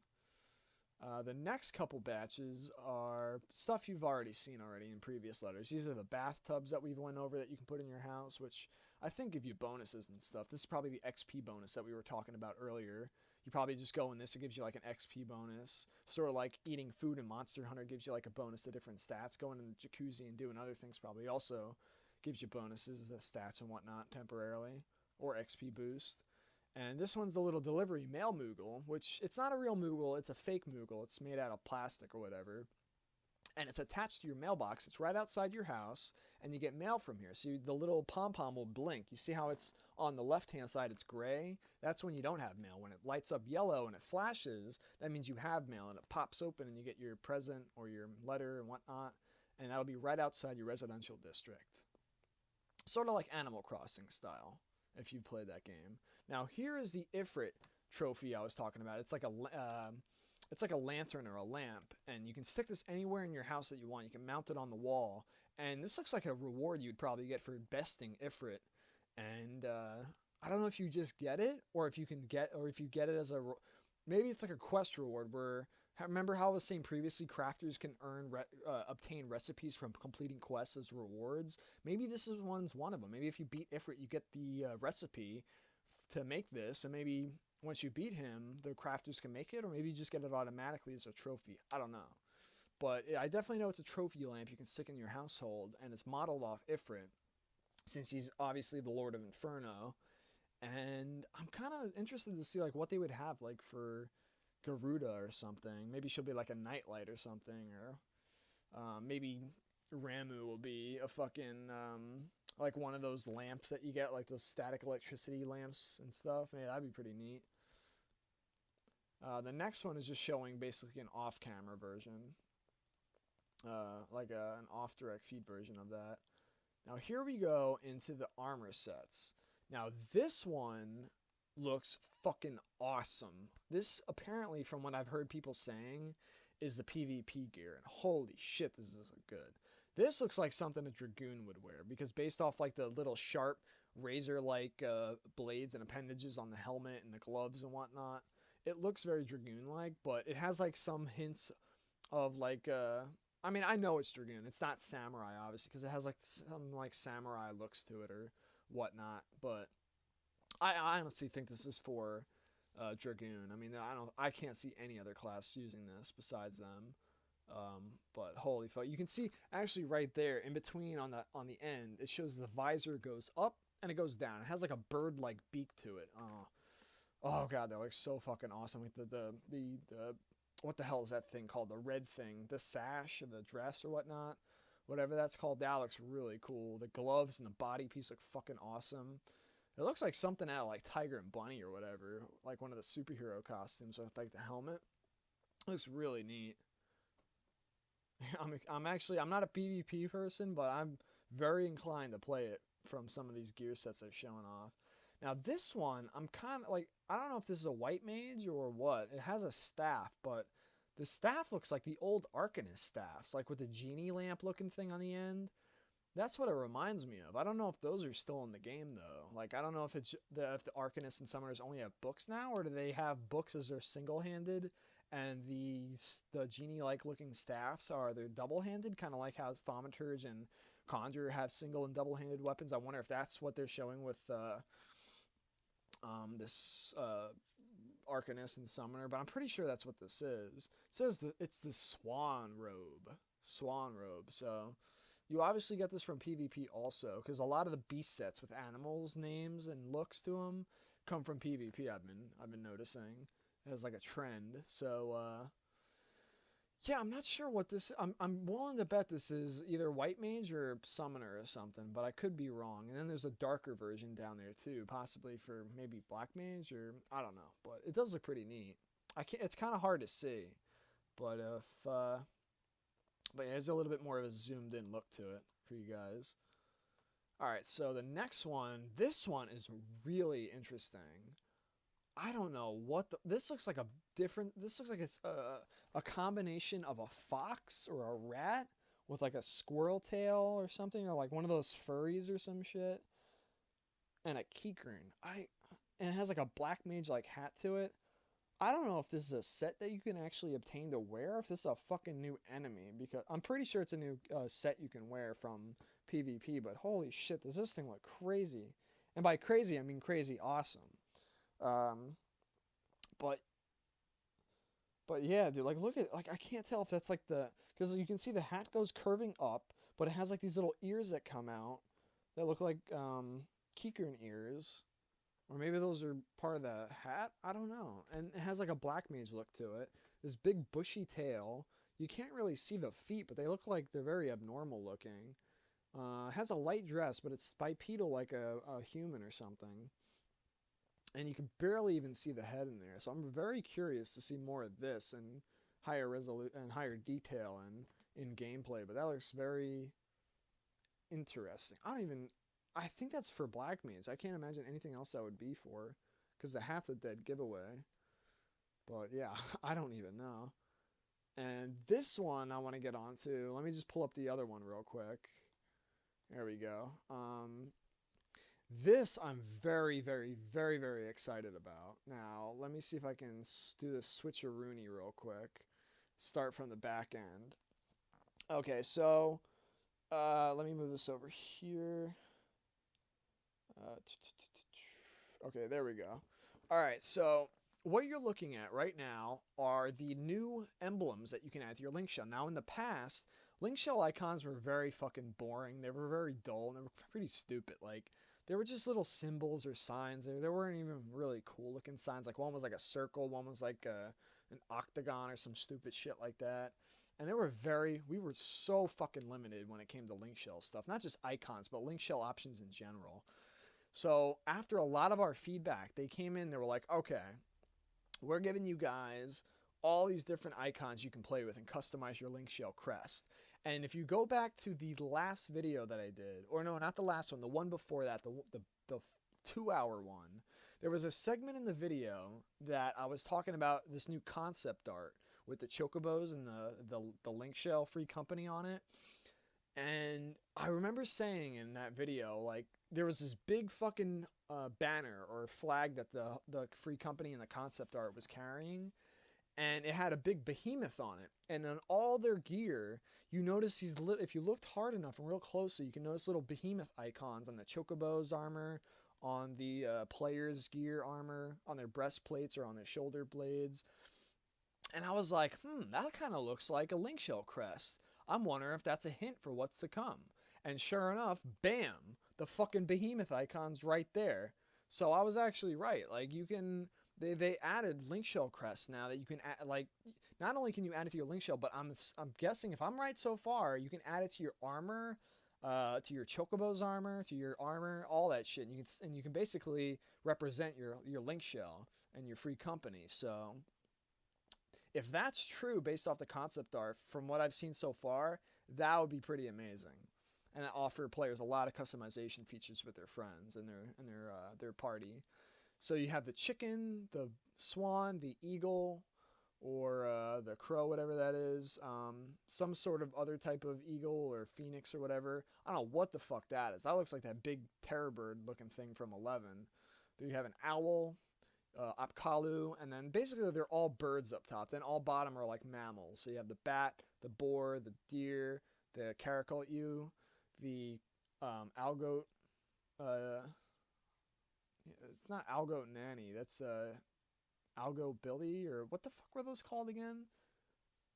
They were algoat nanny or Billy I don't remember. It's been so fucking long. It's a goddamn algoat. Then there's the wolf, the lion, the coral, the hippogriff, and that looks like a seahorse or something. I don't know what the hell that is. Obviously the behemoth, the Armin, the Marlboro, raptor, the bipedal dragon, the quadrupedal dragon, seashell, which is probably the gayest one, fucking cactar, bomb, mandragora, gubu, mammoth, moogle, and tonberry. And the last one are like 3 fireflies. So right now I am really hard. Like, I don't know what to pick, man. I'm really torn between the raptor icon, which I love raptors and dinosaurs, hence my name. The dragon icon, like the dragon icon next to it, looks really awesome. I love mandragoras, so they're really hard to choose between the others. The bomb looks pretty cool. The cactar looks really cool. The moogle I like, but I have a feeling everyone's gonna go with the fucking moogle. The tonberry is freaking awesome, and I think that's a hint saying that tonberries are coming to 14, along with everything else that they're showing here that's already either in the game or has already been confirmed and hinted at. So I think it's pretty safe to say that tonberries are on their way. I think that's a good hint right there. I mean, why have a fucking icon of a creature that's not even in the game, right? So, I also think a lot of people are going to go with the tonberry. So either the chocobo icon, which I'll get to next, which is right over here, or the raptor icon I would like to go with for our link shell. So I'll have to talk with my link shell and see what they think. But I really like the raptor one. I think I want to go with that one. The next one is just like basically signs of like, you know, miscellaneous shit and objects. Like there's the chocobo, which is the best one in my opinion, followed by like the airships and the Magitek armor. The chocobo one looks fantastic. I would really love to have that one too. That one with the raptor. You have the bard's flute, bard's harp, trees, a book of some sort, maybe an arcanist book, a map, a crown, like the Paragon's crown or whatnot. You have the black mage hat, the onion helm, lockpicks, keys, all sorts of crazy stuff. Then you have in this one is just basically the insignia, not the insignia, what the hell are they called? The plaque or whatnot, or the emblem where you want to stick the actual icon inside of it. So I haven't really looked at these too much, but I'm sure I'll talk with my link shell and my buddies and see what they like best. But I would like to have the raptor, the chocobo, or something on one of these. And then this one's another set that you can pick out as well for your preference. Lots of different customization options and features to go to. So, yeah, lots of cool stuff in here. Lots of cool. Just a nice zoomed in look for you guys that want to check it out.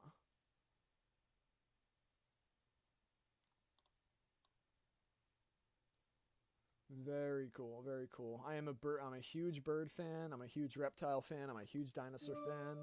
So it's gonna be interesting to see how which one we go with. So yeah. All right. So closing out those ones. Sorry, I got distracted by my fucking MSN. Right. I don't know what that is in the back. I remember that was in a concept art. I don't know if that's a Garlean base that's on the water outside the outskirts of Thanalan. I think it is, actually. I think that is a Garlean base. But yeah, I'm not 100% sure on that. But that's in the Thanalan region by the ocean. Not sure if it's by the docks, though. Let's see what else we got here. Bring up a couple more slides. Alrighty, so we got a couple NPCs over here. We got a little Lalafell that Yoshi P's playing as in Thanalan again. This looks like the gates that lead to either the hamlets or the docks that lead to Leonesaurus. Not quite sure where that goes to, but he's going through here. You see like the caves. You see a bunch of like bogies and stuff, and a couple goblins in the back from the original region returning. So they're all scattered in. You notice the caves are very different the way they are. They're not the same copy-pasted fucking caves like they were in the first game. They all lead to somewhere now. They're not like dead ends, which is kind of disappointing in the first game. So this is pretty cool. It's kind of like a mine shaft looking thing. There's a little goblin right here. Here's the outside where it comes out. And it looks sort of similar. And you see a bunch of Yarzan over here. It looks very similar to, if you guys remember, when you would leave Thanalan, you would go past, I think it was Camp Horizon, or the one that was closer to the Coffer and Coffin. I believe it was Camp Horizon. I'm not 100% sure, but I believe it was Horizon. And it would take you to the docks. You would have to go down like a pathway, and it would be like some water puddles and stuff and some weird looking trees, and it would eventually take you to the docks. This is what this area reminds me of. This looks like a dried up, barren version of that area. And if you notice, if you look real carefully, there's an Imperial Juggernaut crashed over there from the Calamity 5 years ago in the game's storyline that's set down here.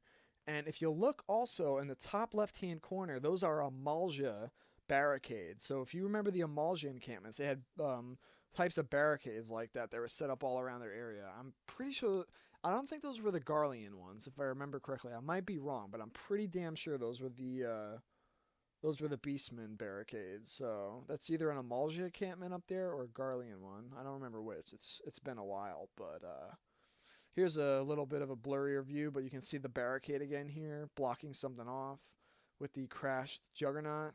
Here's the barren landscape you can see again down here. So you can see a Yarzan in the background. You're below the natural levels of Thanalan in the lower portions. And then now we're in Leonesaurus. You can see a lighthouse in the back. You can see some sort of huge structure from the Calamity in the top left-hand corner. Beautiful fucking landscape. Nice sky, wide open plains. And if we come down to the next batch of screenshots over here, open up a couple more. You can see that you can see the whole ocean, the other side of the island. You can see the beaches down there, the lighthouse, and it has a very Far Cry 3 type of vibe to it, which I really, really like. Here's an Apkalu, which Yoshi P's chilling out right next to. It's just funny because the Apkalu is bigger than the fucking Lalafell, which is kind of funny because the Apkalus were really small in 14. Like, they were not really big. So it's cool that they're back in Leonesaurus again. That's where they used to be in the original game, hanging out and stuff by the beaches and whatnot. So that's cool to see that they're back. And here's a rickety bridge put together in Leonesaurus that he's crossing right now. Here's a lighthouse he's coming up against. This is starting to give me like I said, this is like a very Far Cry 3-esque feel to it, and a little bit of Super Mario Sunshine, which I really love. Two of my favorite tropical style games. Here's a better shot of the lighthouse where you can see the beautiful sky in the background, the nice lighting, some of the palm trees in the background, very beautiful. Now he's on top of it. You can see the water, the coral reef down below, some settlement over there, a little village. You see the camera turn a little bit more where you can see the resort. And now here's a pullback shot of, you can see a couple buffalo down there. And that's right, NMs are only in fates now. They're not wild. So the buffaloes are now roaming monsters. They're not only exclusive to NMs anymore. So you can actually see roaming buffalo in the fields and plains of Leonesaurus, like I've always hoped to see. And you could sit there and fight them and whatnot and watch them graze and walk around and whatnot. And here's the tower. You can't climb up the little ladder to the fire, but you can actually climb up the whole tower. You see the staircase down below. So he was just below the whole staircase and he climbed up the entire thing. So you can climb up that and jump off the fucking thing. And if you watch the video, you can actually see him jump off. And there's the resort down there, which he goes to next. Beautiful background. You can see the whole landscape. Very nice angle for screenshots. I can tell a lot of people, including myself, when we play the game, are going to be taking loads of screenshots from those areas, those vantage points. And if I open up a couple more screenshots, you can see a little bit more of an angle from the side. You can see the staircase again from a better angle, a little bit clearer from the tower. I could see a whole bunch of people taking photos up there and just like jumping off like crazy, which is going to be a lot of fun. And falling to their deaths as they get aggroed by the buffalo, which is going to be funny. Here's a little bit of a blurry shot, but you can see the background. Like you see the trees in the landscape on the hills and mountains. You can see the mountains in the background. Possibly that's Agamoro. I'm not too sure where the kobolds reside. Here's a beautiful clean shot of the land. You can see with the tower where you set up on. You can see a better view of the resort to the far left. You can see a pathway that leads possibly to ul'dah or other encampments. You can see a little snipper, a red crab down in the bottom left right hand corner. And you can obviously see the whole ocean of fucking beautiful palm trees all over the place. Here's a little bit better shot of the buffaloes you can see down below. You can also see the beaches near the resort a little bit better and the pathway where it leads to, possibly to another zone.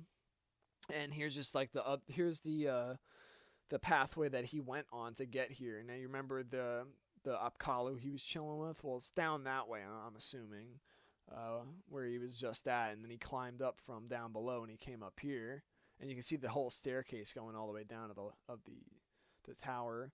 And here's a buffalo up close, still freaking huge as ever, and you can see all his hairiness all finely tuned and detailed. And here is actually the same part I have frozen in the video of the encampment that he's coming up on.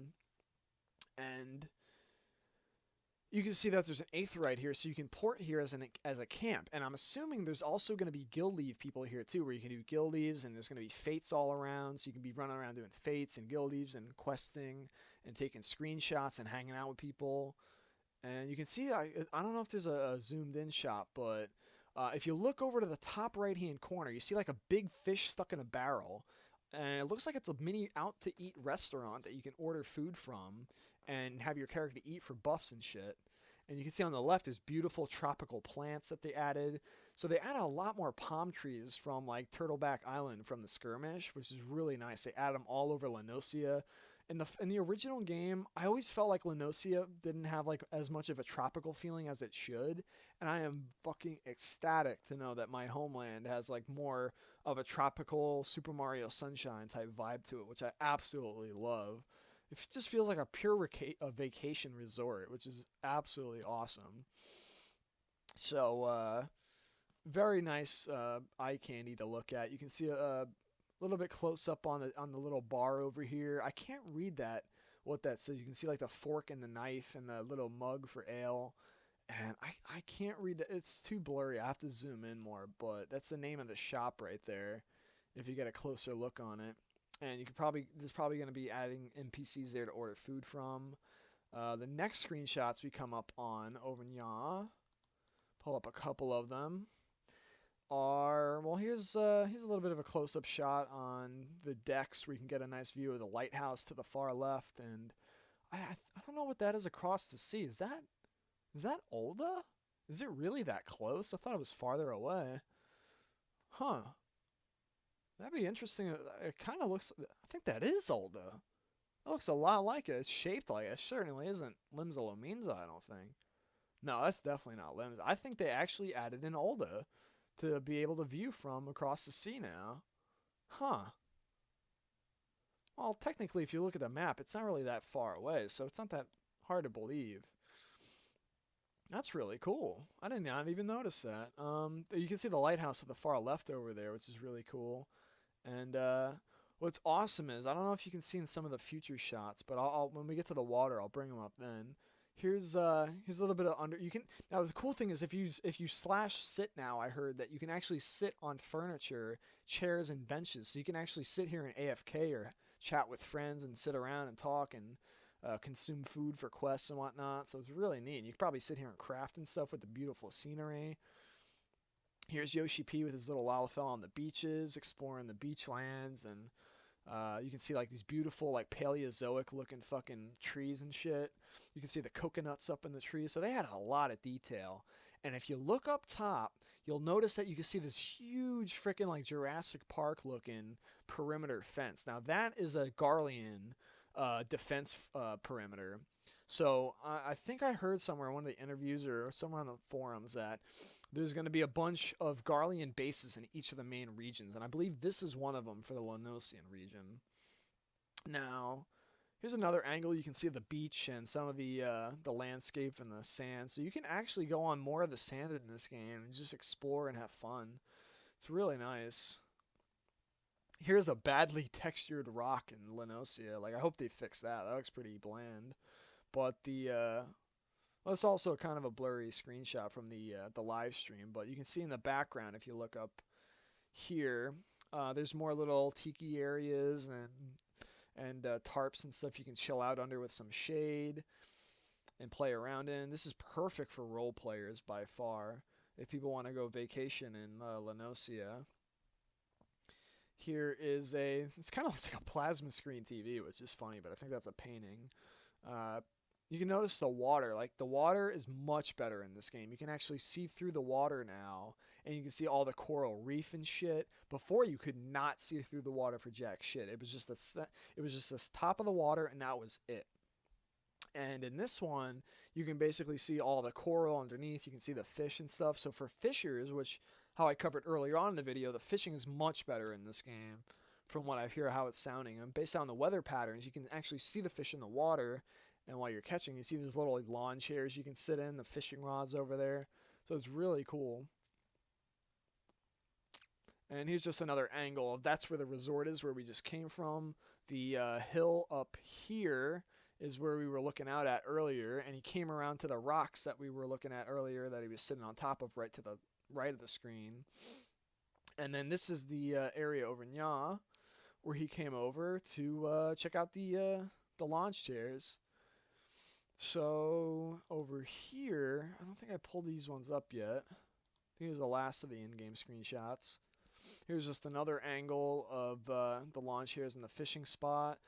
This is probably going to be a popular fishing spot for people all across the sand and the beaches, and up here for friends to hang out. Here's a backwards view of what it looks like. Benches you can sit at and stuff, and hang out with friends. Here is this is more of like a sunset weather pattern for the same area. This is more at dusk, so you can have a nice beautiful sunset, and just looks very different. And I mean, this is the same exact area, but it just looks so much different compared just based off the time of day. Looks very well done. The little plants on top of the little huts look really cool. Like these little things, these little catwalks look really well put together. The sand looks like a lot of fun to run across with all the trees and the aetheryte. And this huge frickin' dalamud thing sticking out of the ground or whatever the hell that's supposed to be. Bunch of aether and shit or whatever. And that is the end for those screenshots. And think there was something else I wanted to show. I don't know if it was in the video or not. But, oh, actually, yes, there is. I want to show something. Let me see if I can get to the part in the video. It was right around... Here we go. It's right around here. Let me see where my volume's low. Okay. Alright. Oops. I don't think my player is working right now. By the way, this is brought to you by Smiley, which is Doctor Mog. I'm sure probably a lot of you already know him. He's a very cool guy. Does a lot of awesome videos. Here's his page right now. I'll give him a shout out. Really cool. Subscribe to his channel. Check him out. He does a lot of update videos like I do. Brought a lot of really good, unique content. So check him out. Support him. Check out all his videos. He does a lot of cool stuff. And there's a condensed video, which I'm trying to load right now. It doesn't seem to be working. I'm actually going to refresh it real quick. But, let's see if it loads. Here we go. I'm going to put it in 1080p. And thanks to Dr. Mog, he did a condensed version of this video for people to watch, so you don't have to go through the whole 2-hour video. Now, the reason I want you to watch this is look in the top right corner. Don't look at anything else. Look in the top right-hand corner, and you see those flapping bird things in the background? Yeah, look at them very closely and just watch them for a bit. If you played Final Fantasy XI, you probably already know what these fucking things are. These are the Colibri from Final Fantasy XI. Now, a lot of people probably didn't notice them, but the reason I spotted them is either A, they're vultures, or B, they're something different. And there's only one type of floaty bird I know of in the game. And I looked at it, because if you look at the side, if one of them moves to like an angle, it has like a toucan-like beak. And I was like, oh shit, it's the Colibri from 11. And I even went on Wiki to check it up to confirm it. And I don't know if you can see it better, because it looks like... Oh wait, here we go. He's moving to the side. Okay, so if you look, you notice the longer bill over there, and he's moving now, so you can't really see it anymore. But yeah, if I pause this video, and if I go on Google real quick, and I type in Final Fantasy XI Colibri on the wiki... here it is. Here's a picture right here. This is the Colibri from 11. That's the same one I was just describing to you with the long bill, the flappy little wings, and the tail. So this confirms that the Colibri are now in Final Fantasy XIV: A Realm Reborn, and they're in the Leonesaurus region, confirmed, as of right now. I don't know if they're going to be in any other regions just yet, but I haven't seen any in the Black Shroud in any of the gameplay videos that have been posted online or screenshots. So leads me to believe that they're exclusive to Leonesaurus. Hopefully, because it gives more uniqueness and identity to that region if they have exclusive monsters, which would be pretty cool for every region. But yeah, pretty excited that they have them in the game now. A lot more bird species to play with and fight. So that's really cool. And you can check up the history of them if you're interested at all. Alright, so the next one we're going to be going to is basically all this stuff is just confirming that they're going to be doing a promotion in Japan for Windows 8 and A Realm Reborn. So I don't think this is for Europe or the US from what I've been reading online, so I wouldn't really worry about it too much. This lovely young lady is apparently, from what I read, is a popular voice actress in Japanese anime, and she's going to be playing a major character in Final Fantasy XIV. So if you know her and you watch Japanese anime and you're aware of her, then like I said, I can't read Japanese, but I think Abriel looked up on his page somewhere of who this actress was. It might be on the forums that he did it, or if it might be on here. I'm not too sure. Oh, here we go. Right here. This is where Abriel confirms it. Thanks to him, kudos to Abriel. He found this out, that Rai Tanaka is the girl right here. And he says, she originally lent her vocal cords to one of the female Makote voices in the first installment of Final Fantasy XIV. You probably heard her before in a multitude of anime series like Gundam Seed, Air Gear, Hayate no Gotoku, and many others. Looking at this picture showing a rather thick script for Realm Reborn, we can see her autograph on the top right. Well, the character name hidden by tape, so we can pretty much guess that she'll be playing a major role in the game. And Abriel's basically referring to her, and the subsequent screenshots that you can see, and if I can pull them up real quick, if I find them, where is it? Right here. And Yoshi P's holding up the entire script for A Realm Reborn with all the voice actors, and he's got the tape over the roles that they play that's underneath them. So he's referring to as the girl has this one with the little face right here. That's hers. So yeah, interesting stuff. Still not quite sure he's going to be doing the English voice acting, which is what I'm going to be playing the game on, which is what I usually play games on. But if you're into Japanese and stuff like that, or Japanese players, that's a little bit of inside scoop for you guys right there. And here's a couple more screenshots in the Olden region of like some ruins or something, possibly like an Allegan ruins, I would assume, which looks really interesting that he passed by. And here's another shot you can see from the tower of the little red snipper, or well, actually the big red snipper. It looks a little from that angle, but the big red snipper is from the 14 that used to one-shot you. I don't know if they're lower level now, but you can see them on the beaches realistically. And I just want to also point out, I love the enemy placement, how they have like the crabs on the beaches, the buffaloes on the valleys, the birds like up in the hill, or like on the top of the mountains flying and shit. It seems more realistic where they place enemies now. Like before, crabs were like in really awkward places and it didn't really make sense too much. So I like how they place the enemies in better spots, so it seems more immersive. So that's really cool. Now on this next screen, you can actually see that they have the Magitek armor from the opening cutscene that they got screenshots of, and it's freaking awesome because not only is it shot in the new Korthus region during like a blizzard, sort of like in the intro of Final Fantasy VI, but they also, which is crazy, tried recreating Terra, if you can see like close up with her hair and her green hair, to look a lot like some of these. They had like the ponytail and everything, like where they try to go all out on.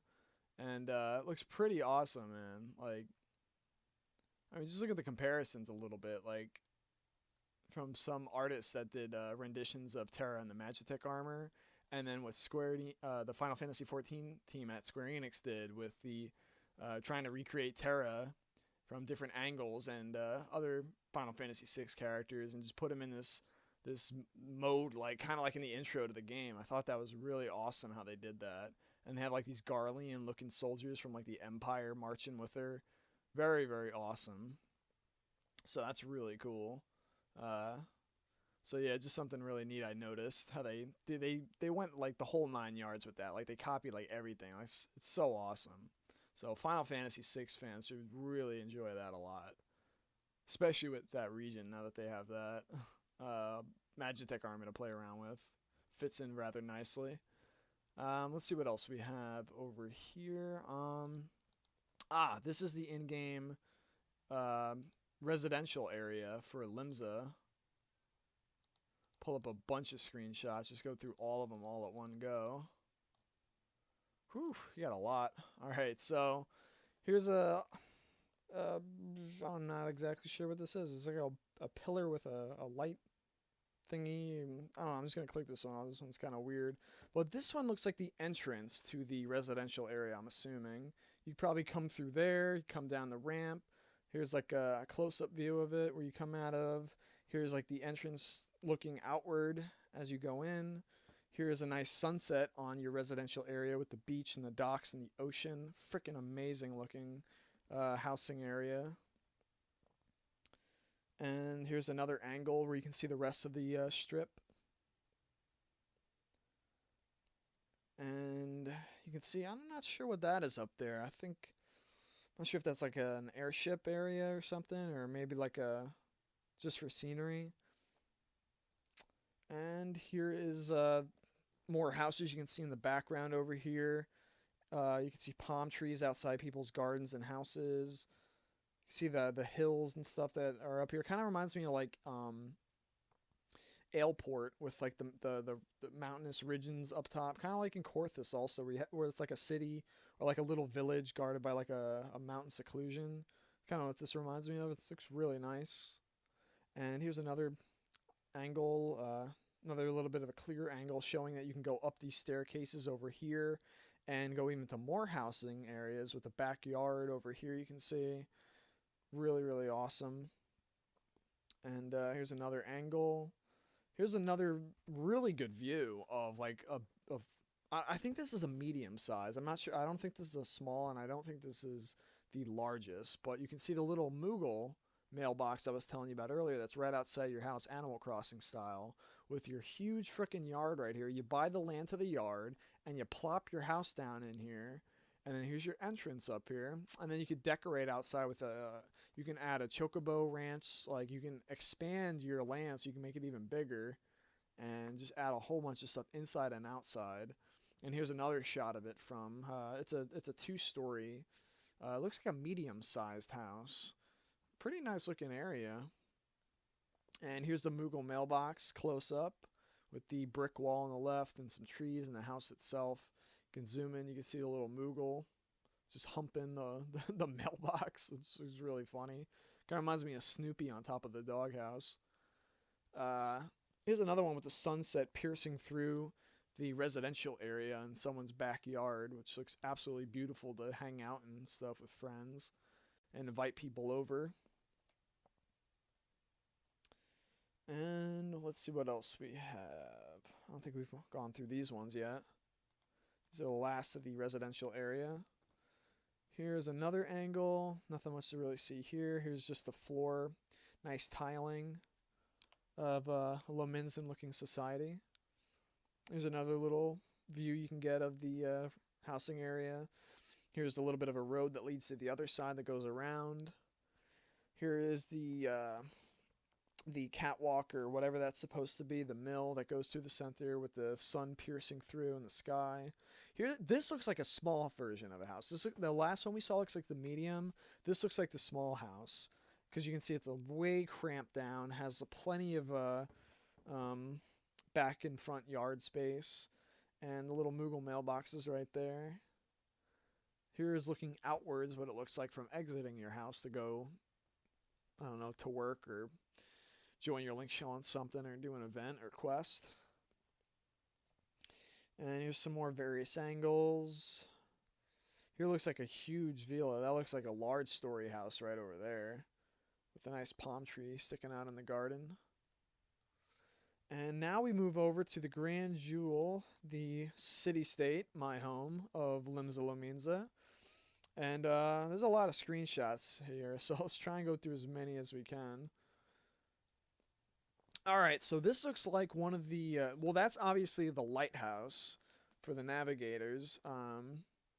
That was in the original Leonesaurus and returns again with some beautiful little bushes right there, right outside. This looks like the Adventurers Guild exit, the hallway that leads inside and out of the Adventurers Guild in the center of Leonesaurus. Here looks like, not quite sure what that is. That might be like one of those little vendor stations up atop somewhere. But this definitely looks like it's right outside the Adventurers Guild. They move stuff around, so it's kind of hard to tell. This looks like to the left outside of the Adventurers Guild, where he's looking at towards the Blacksmith Guild or the Culinarian Guild. I'm not quite sure. Because, like I said, they moved all this stuff around.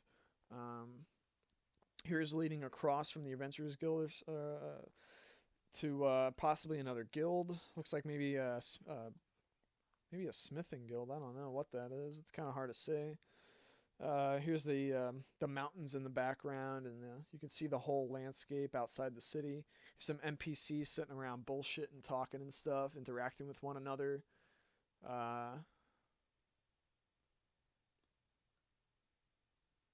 Aha, Culinarians Guild. That's the culinarian icon that leads to the restaurant, the Bismarck, in Leonesaurus.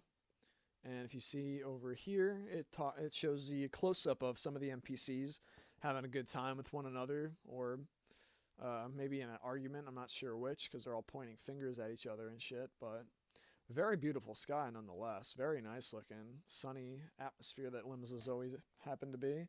Here is the Bismarck. Again, you can see the icon up here that leads to the front doors of the restaurant where the culinarians go. And here is the outside where you can eat stuff and talk to NPCs and whatnot, and probably sit down under the thing and take screenshots and relax, which is really cool. You could not do that in the original.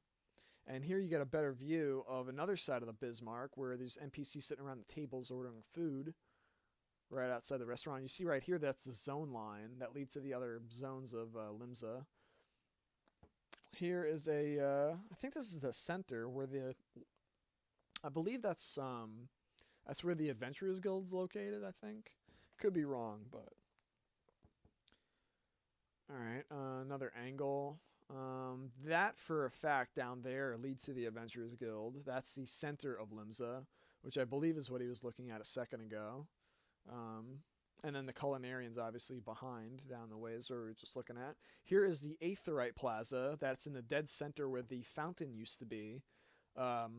Right across from the Chocobo stables in the entrance of the city beneath the Adventurers Guild. And you can see behind that, that's the money bag icon I was talking about earlier in the video that leads to not only the market wards, but the NPC vendor stalls as well, where you go in the beginning of the game for all your starting gear. Now you notice, look at the lighting. You notice it gets very dark and moody looking in the sky.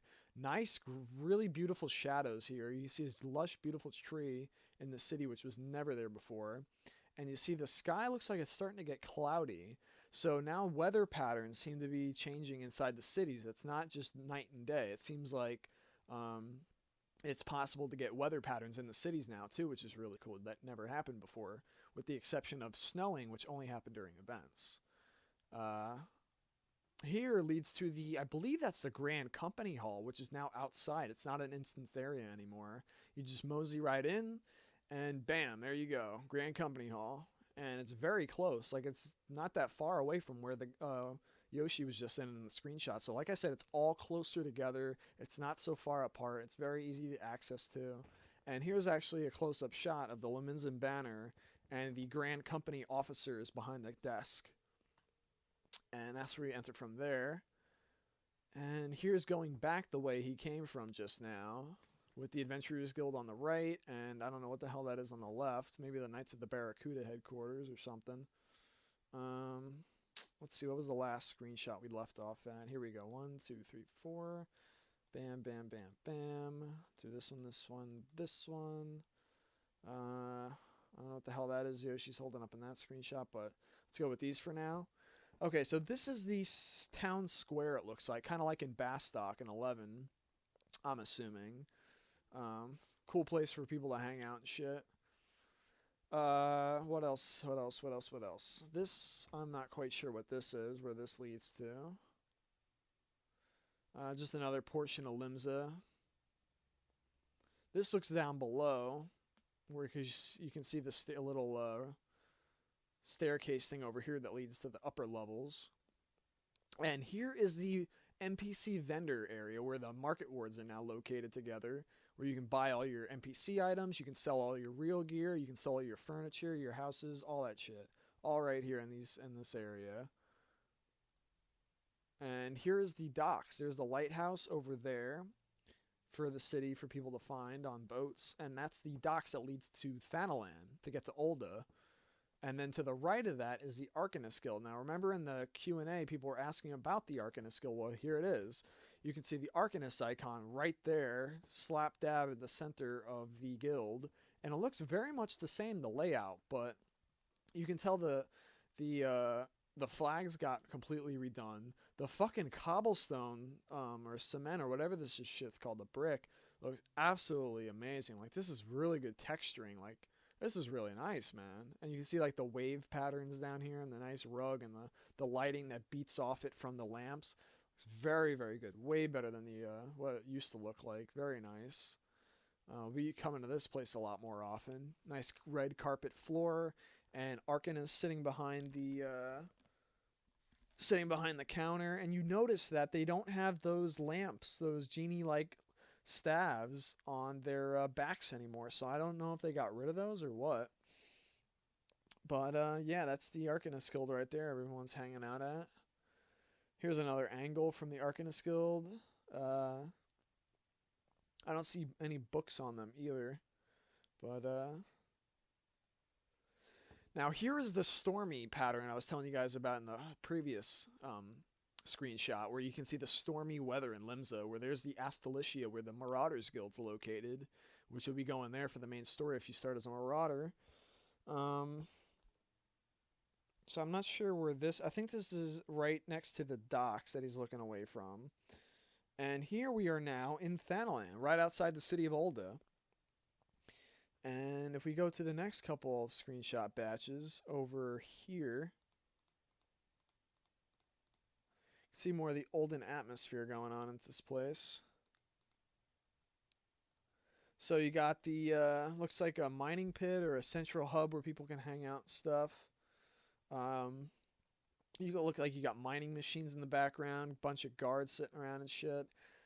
Here's a couple chocobos. Now, there's in the video, you can't see in the screenshot, obviously, but this chocobo behind the one being petted here actually moves around on its own, like the ones in Winders that used to move around. So you have these two stationary chocobos and another one pacing back and forth, which is pretty cool. A little bit more lively than being grounded to the floor like in 1.0. And you have an NPC petting one there, a couple NPCs from a couple Oldens talking to each other and socializing. Let's see what else we got. You got a nice view from up top here. I'm not sure what that is. Must be another little town or something. Come over here. Just another angle. NPC looking out over there. You can see the IZs over there, or whatever the hell those things are called, the birds from 11. Another screenshot up here, looking at this dude. One of the Olden city guards looking out, watching out for trouble. Here's another Olden guard checking out the landscape, watching out for trouble. Here's an adamantoise you can see over here underneath the tree. Here's some mining pits over there that we're going to get to in a second. Some more adamantoise. There's an earth elemental right there. There's a coblin. A lot of variety here. Here's some more coblins scattered about with an earth elemental and another town we're coming up on. Here looks like the Golden Bazaar, dude. Like this looks like the tarp that was in the original Hamlet. If people remember Hamlet the Fence, or if you even want to, because some people find it a horror story to remember Hamlet, but this does look like the new version of Golden Bazaar if I was to put my money on it. Here looks like a fucking hero that got murdered and left on a bench, even though he's really... I'm just kidding, he's sleeping, but he does look like he's dead. So yeah, there's a bunch of NPCs doing different stuff. Let's see, where did I leave off? Here we go, picking up over here.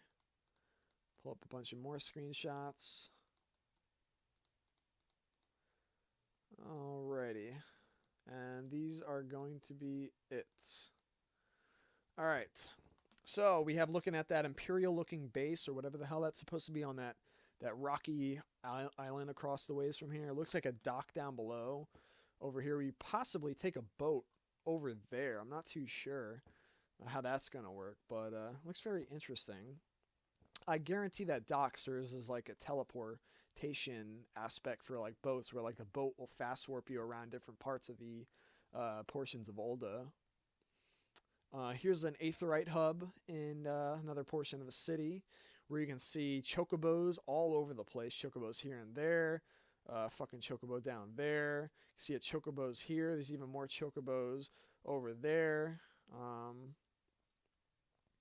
So yeah, there's a bunch of carrier chocobos all over the place for like merchants and shit. It's like fucking Agrabah from Aladdin.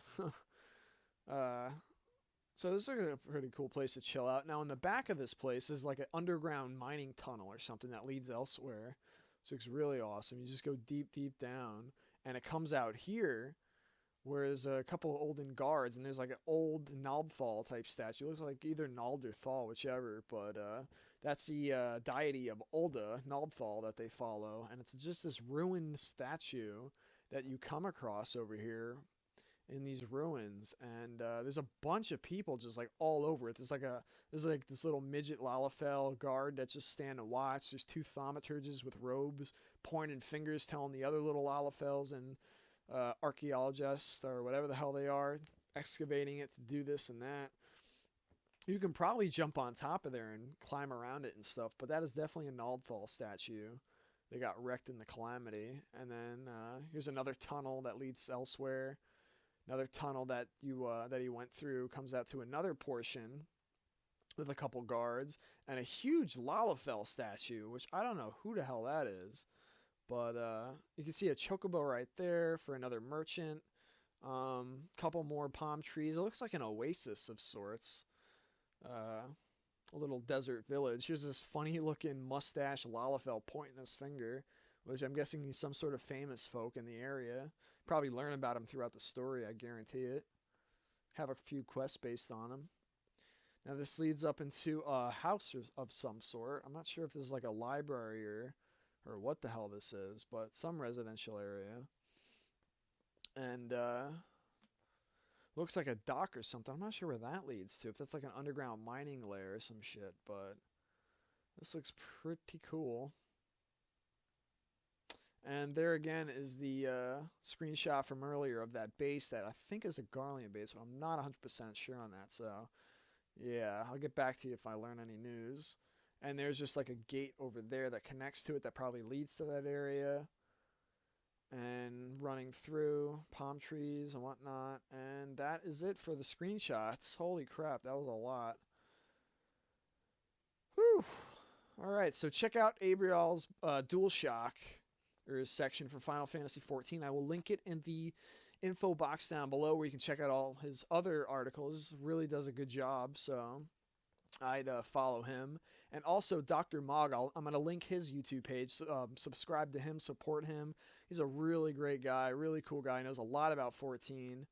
He's a really good player. He does a lot of cool content. So if I can't get like videos out, he's definitely to check out as a backup or as an alternative, or both of our stuff you can check out. He does really neat videos, interesting perspective and opinions that he gives. So he did a condensed version and a full version of the recent live letters, which was really nice of him since they haven't come out with an official one yet. So be sure to thank him, check him out, support him, and yeah, subscribe to him and check him out. He's a really cool guy. So it's Dr. Mog for you.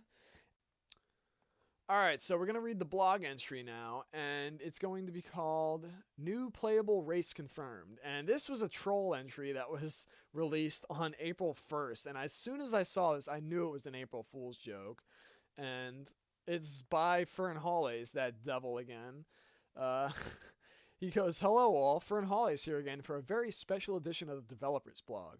I've worked hard the past few months to bring you exclusive coverage of never-before-seen content. And while a lot of it has been breathtaking, not all of it has been what you might call mind-blowing. So last night I waited until everyone has gone back home and then started digging through the art team's folders on the project data servers. Half an hour later, I finally struck the mother lode." And you can actually see here where you can blow up the images. And I know this is part of the... I don't know if this is a fucking troll or what. But you can actually click on the images now, and they blow up. I know. I apologize for all my past videos, but yeah, you can see on the computer they got the beta sign-in page up here and a couple interesting files and whatnot that he pulled up. And hey, it's a slimy guy from Dragon Quest. So he goes, "Boy, am I going to pay for this. You might recall back when Yoshi used his official player's poll to find out what race should be added to the list of playable characters. It turned out that there was a lot of support for both the rabbit-like Viera and the Croco Gator Lizard-like Banga from Final Fantasy XII and the Evil East series.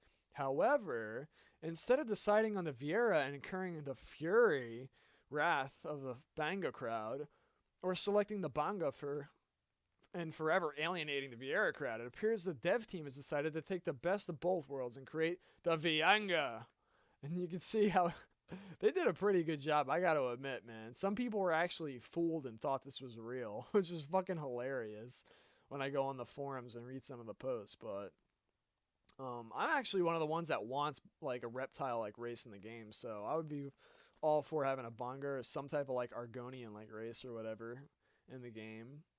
And it looks like a demon bunny from hell or some shit. Looks really funny, just like the bunny ears and stuff. And Oh my god, just looks so crazy. And then here's another screenshot right here. This is the female Vianga. Oh my god, this looks so retarded. Wow. Look at that friggin'... Look at that body! Look at it! You know you want it!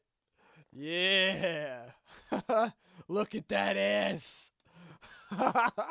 Oh my god, she's fucking hideous. Look at that fucking snout, man. Oh my god. That's so nuts. Oh god, I'm having a field day with this. In the same folder, I also found what appears to be this spec document that goes with the art. If he pulls it up here, there's the GM icon with the Templar mask, and it's all in Japanese and stuff. Final Fantasy XII, Final Fantasy XII, Banga, Viera, and Vianga. And I show the pictures of them, and oh man. Here's a rough translation. Banga, more powerful than a Rogadin. Viera, more elegant than a Banga. Equals the beautiful yet fierce Vianga. Physical appearance. Taller and more sophisticated than an Elazine, but with a build sturdier than a Rogadin. Customizable ear length, snout length, skin color, and package size. Wink wink. For all you ladies out there. Basic characteristics. Hail from the Far Reach, leading many to take up residence in the city-state of Charlian. Having excellent negotiation skills, store prices are 10% lower, movement speed is 1.2 times faster than other races, they have an extremely musky odor which other animals detest. Chocobos and other living mounts will not allow Vianga to ride them. All field monsters will anchor up. Skilled in both the bow and magic, starting bonuses to dex and intelligence. Extremely conservative. Conversation with other races is strictly forbidden. If chat window is used, a Vianga assassin will be sent to stalk the player. I can't wait to think up the naming conventions for these guys. Fernhales. P.S. For those of you that didn't make it to the package size without realizing something was slightly fishy, this just in. It was all just an April Fool's joke. Or was it? Okay, it was. I'm sorry. Or am I? Oh my god, Fernhales is awesome. So yeah, that was a pretty crazy April Fool's blog. But as soon as I saw that shit, I'm like, there's no way in hell. It's April Fool's. Like I looked at the date, I'm like, yeah. But that was really cool how they did that. Like they went to the links to like actually print this out. It was pretty impressive. And it's funny too because it's fan related because fans asked for Vianga and Banga and then they did like a joke about it on April Fool's. I mean, that's pretty cool. I like that. Alright guys, so that's going to do it for this episode of the update video. I apologize if it was really long, but for people that do like the long ones, I do hope you enjoyed this one. I hope you found it informative. Hope you've got a lot of juicy tidbits out of this and enjoyed my commentary. So let me know what you think. If there's any questions you have asked, post it in the comment section. I'll get back to you. And I will have annotations on videos from now on, so look forward to that, and links in the info box. So thanks, guys, and I'll see you next time.